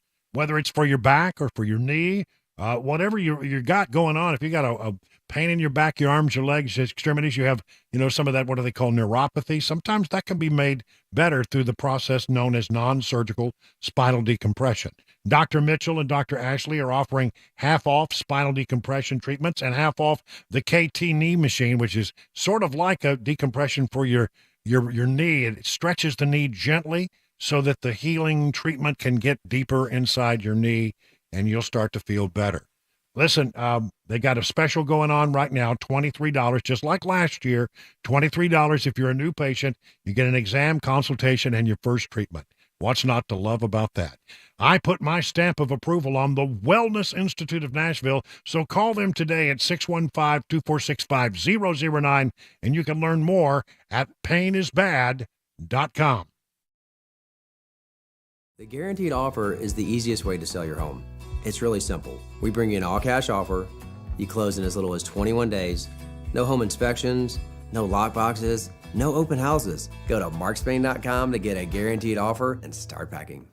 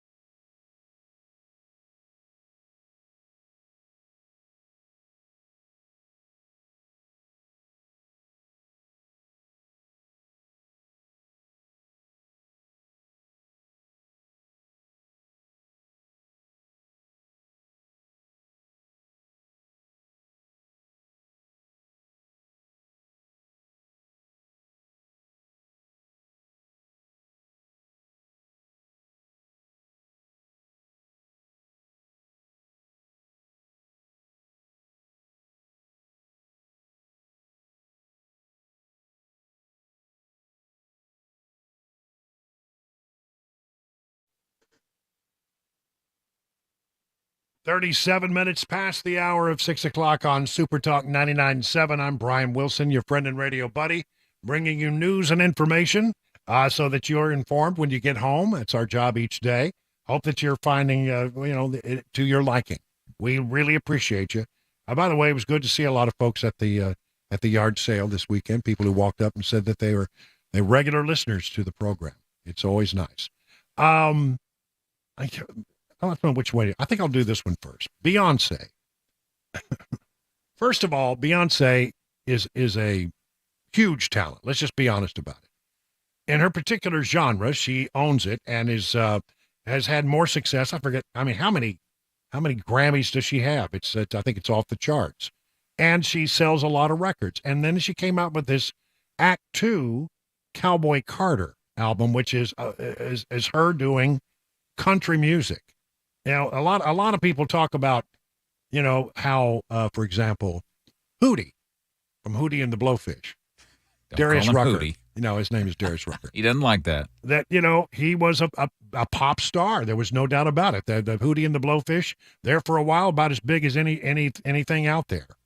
But, you know, he decided he would do plan B, which was become a country artist, until he got arrested the other day for drugs. I don't know what's happened. I haven't heard much about him lately. But I mean, he's out there, and he made the transition, and it was I think accepted. Everybody said, "Hey, welcome to country music, Darius. Welcome to have no problems. Happy to have you." Then comes Beyonce, and all of a sudden people are saying, "Well, can black people like country music?" I don't know. I'm not a black person, but I don't see why it's an issue. I grew up in West Texas, and was more probably exposed to the Hispanic community than the black community, although, you know, certainly had some taste of both. And I found that the Hispanic community loved country music, so there was no problem there. I don't know what to think about Beyonce's album. Now, I'm gonna promise you that I've only heard one or two little snippets, but I've asked you, Chris, to go through and find some of it so we can make our assessment of how country is Beyonce and whether it's country music or not. Yeah. So what do you got for me? This one, the track I chose, and I know nothing about this other than what I've heard and read over the last few weeks. But this track is called "American Requiem." I don't know anything else about it other than it doesn't sound very country to me. But I'll let you be the judge, I guess.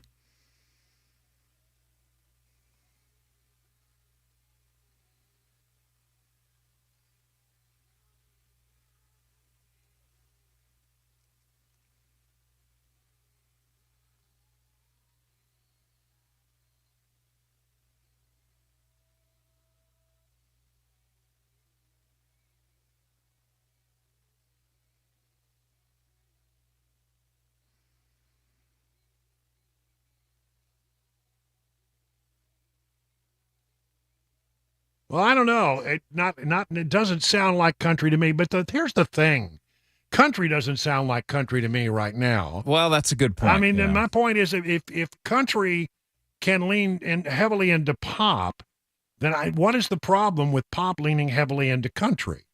I don't see where there's a problem. I mean, honestly, we have seen a resurgence of guys who come onto the scene, guys and gals who come onto the scene, and they really seem to, you know, really appreciate the roots of country music, more traditionalist kind of country sounding music. And I think it's good, but I mean, there's still a lot of it out there's very, very pop and I watched the CMT Awards and I watch the country awards whenever they come through. Of course, you know, when you're in Nashville, you got to keep up with that kind of stuff. And so I'm watching it, and a lot of stuff I go, man, that's not bad. I don't have any real opinion about it, except it's not really country. Not the way I identify with country. Yeah, I'm sure there's other tracks on this album that sound a little more country than that one, but that one it sounded like, pretty much like it could have been a country song, and I use those air quotes, but I don't know. They quoted in this story Taylor Coleman, who is an African-American woman who lives, I guess, in Texas. Yeah, Texas Ranch, who has been listening to country music, the old classic country music, and her family has been listening to country music forever. And she's been actually wishing that Beyonce would do a country album. There's something to be said about the biggest artist in the world coming home to that genre we all kind of love but never really felt welcome into. It's hard to put that into words, said the 35-year-old native of Houston's 3rd Ward, the same area Beyonce lived in as a child. Loving artists like Miranda Lambert and Shania Twain, Coleman hoped that this moment would come. I was praying that one day she would make a country album. Beyonce is more country than a lot of people making country music today. I think that's an interesting observation. It is not only number 1 on the Billboard 200 for the 2nd consecutive week, she became the first black woman to top Billboard's country album charts. There's nothing that girl can't do, said country singer Lainey Wilson. She took home the country album Grammy in February I'm excited to see the fans that didn't know that they like country music find out that maybe they do like it a little bit. I sort of, I guess over the years, I used to be like, I need some fiddles and I need some steel guitar and I need a twangy Fender being played and I need some chicken picking and I need some good tight harmonies. That's what country music is to me. A good hook and some high harmonies and, that kind of stuff. That'd be a country. But I've come to understand that the music evolves. And, I've sort of taken on the Vince Gill strategy about music. He said, look, there's some stuff out there that I'm not crazy about, but I'm sure they're not crazy about some of the things that I do. It's all good. So I'm glad that the genre is wide and opening and that people are looking at this album. Many people say, well, it's just that she is such a mega star that any album she put out was going to go to number one. And that's probably true. Yeah. But it is unusual to see Beyonce at the top of the country charts. I think it's very, very, very interesting. There's another track called Amen.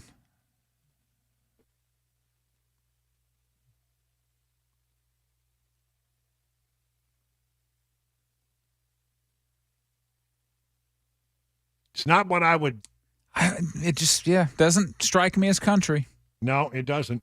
It doesn't strike me as.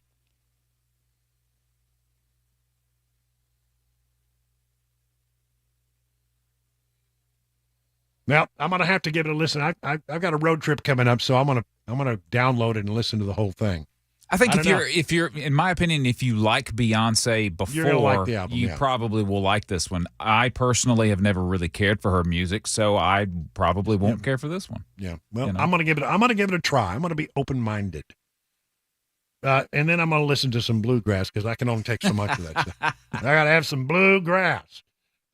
Here's another story very quickly. While our time is running down, I'm fascinated by this topic, and I always have been.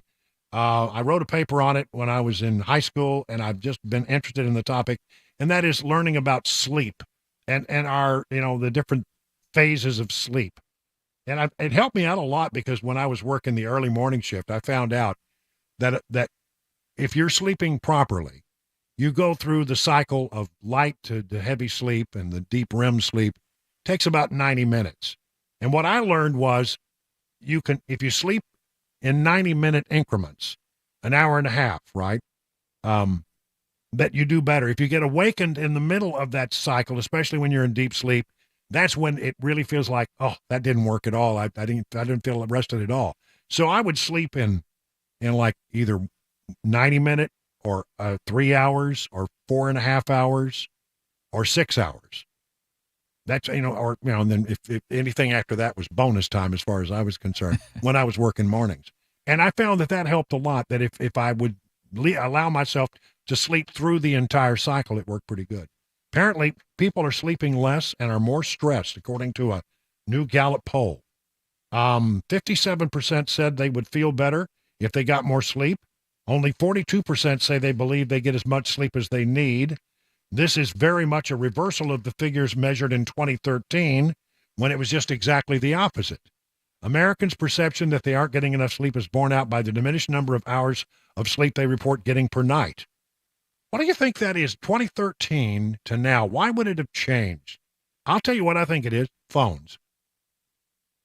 Wow, that's a great point, because that was about the time where smartphones took off. Yeah, some people just can't put their phone down, and if you start looking at the light, the blue light of the phone, it really can mess up your sleep, your circadian rhythms. The difference between and average sleep reflects substantial changes over time.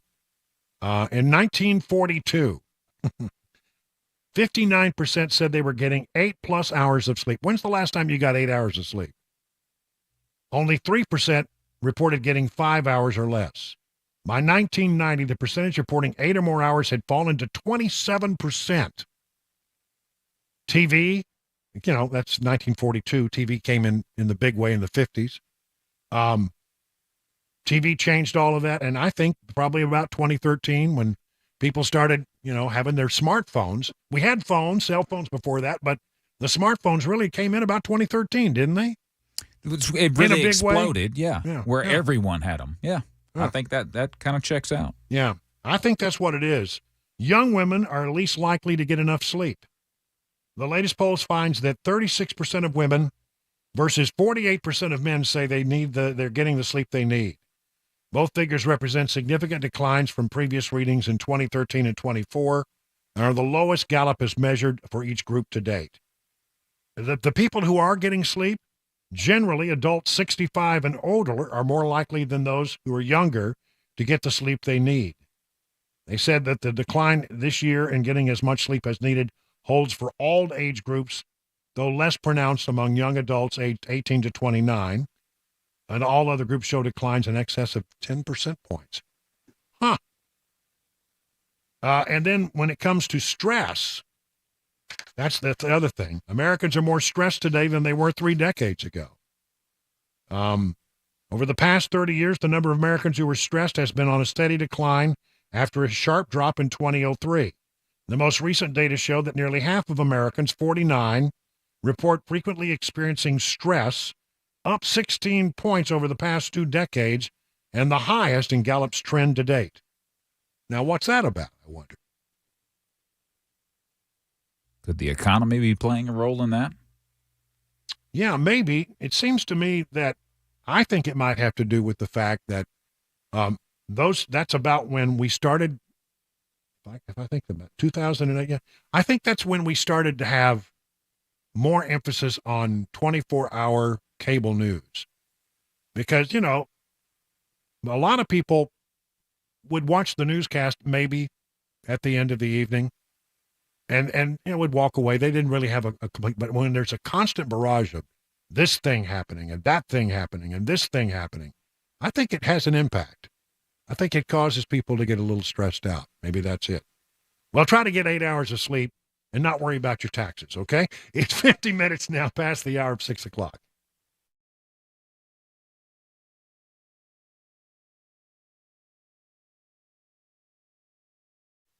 I want you to be honest with me. Are you happy with your weight? I was not happy with mine. I started regaining a lot of the weight that I lost last year, and before it got out of control, I wanted to do something about it. I didn't want to do the yo-yo thing. You know what I'm talking about? Though I've never taken on a weight loss client before, I am so impressed with the program Jamie and Carly at Restoration Wellness Med Spa in Lebanon developed for me. You see, it's not a one-size-fits-all approach. They took a look at my history, my lifestyle, and suggested an approach that's showing some real results. And amazingly, this is big for me, I'm not hungry. Beyond that, Cabana Wife and I are also undergoing peptide therapy at Restoration Wellness Med Spa and are thrilled with the results. We both have noticed greater mental clarity and increased energy. So whether your goal is to lose weight or just improve your overall health in other ways, Restoration Wellness Med Spa has a solution for you. Maybe it's time for you to join more than 1,000 patients who have already seen life-changing results. Here's the number, 615-470-8124. Learn more at restorationwellnessmedspa.com. What an absolute mess. Hey, it's Dan Mandison. Look at my closets. Unorganized to say the least. Even my window dormer is a train wreck. Stuff is everywhere. Now, luckily, California Closets is coming to my rescue. My personal design consultant, Vince, stopped by, measured, and is now showing me how to become more space efficient and organized on his 3D CAD system. It is amazing. And soon, my space is going to be organized, and yes, even Bandit approves. California Closets, a local company that can customize the storage in any room of your house. California Closets, what can they do for you? Find them online at californiaclosets.com and reach out for your free in-home consultation.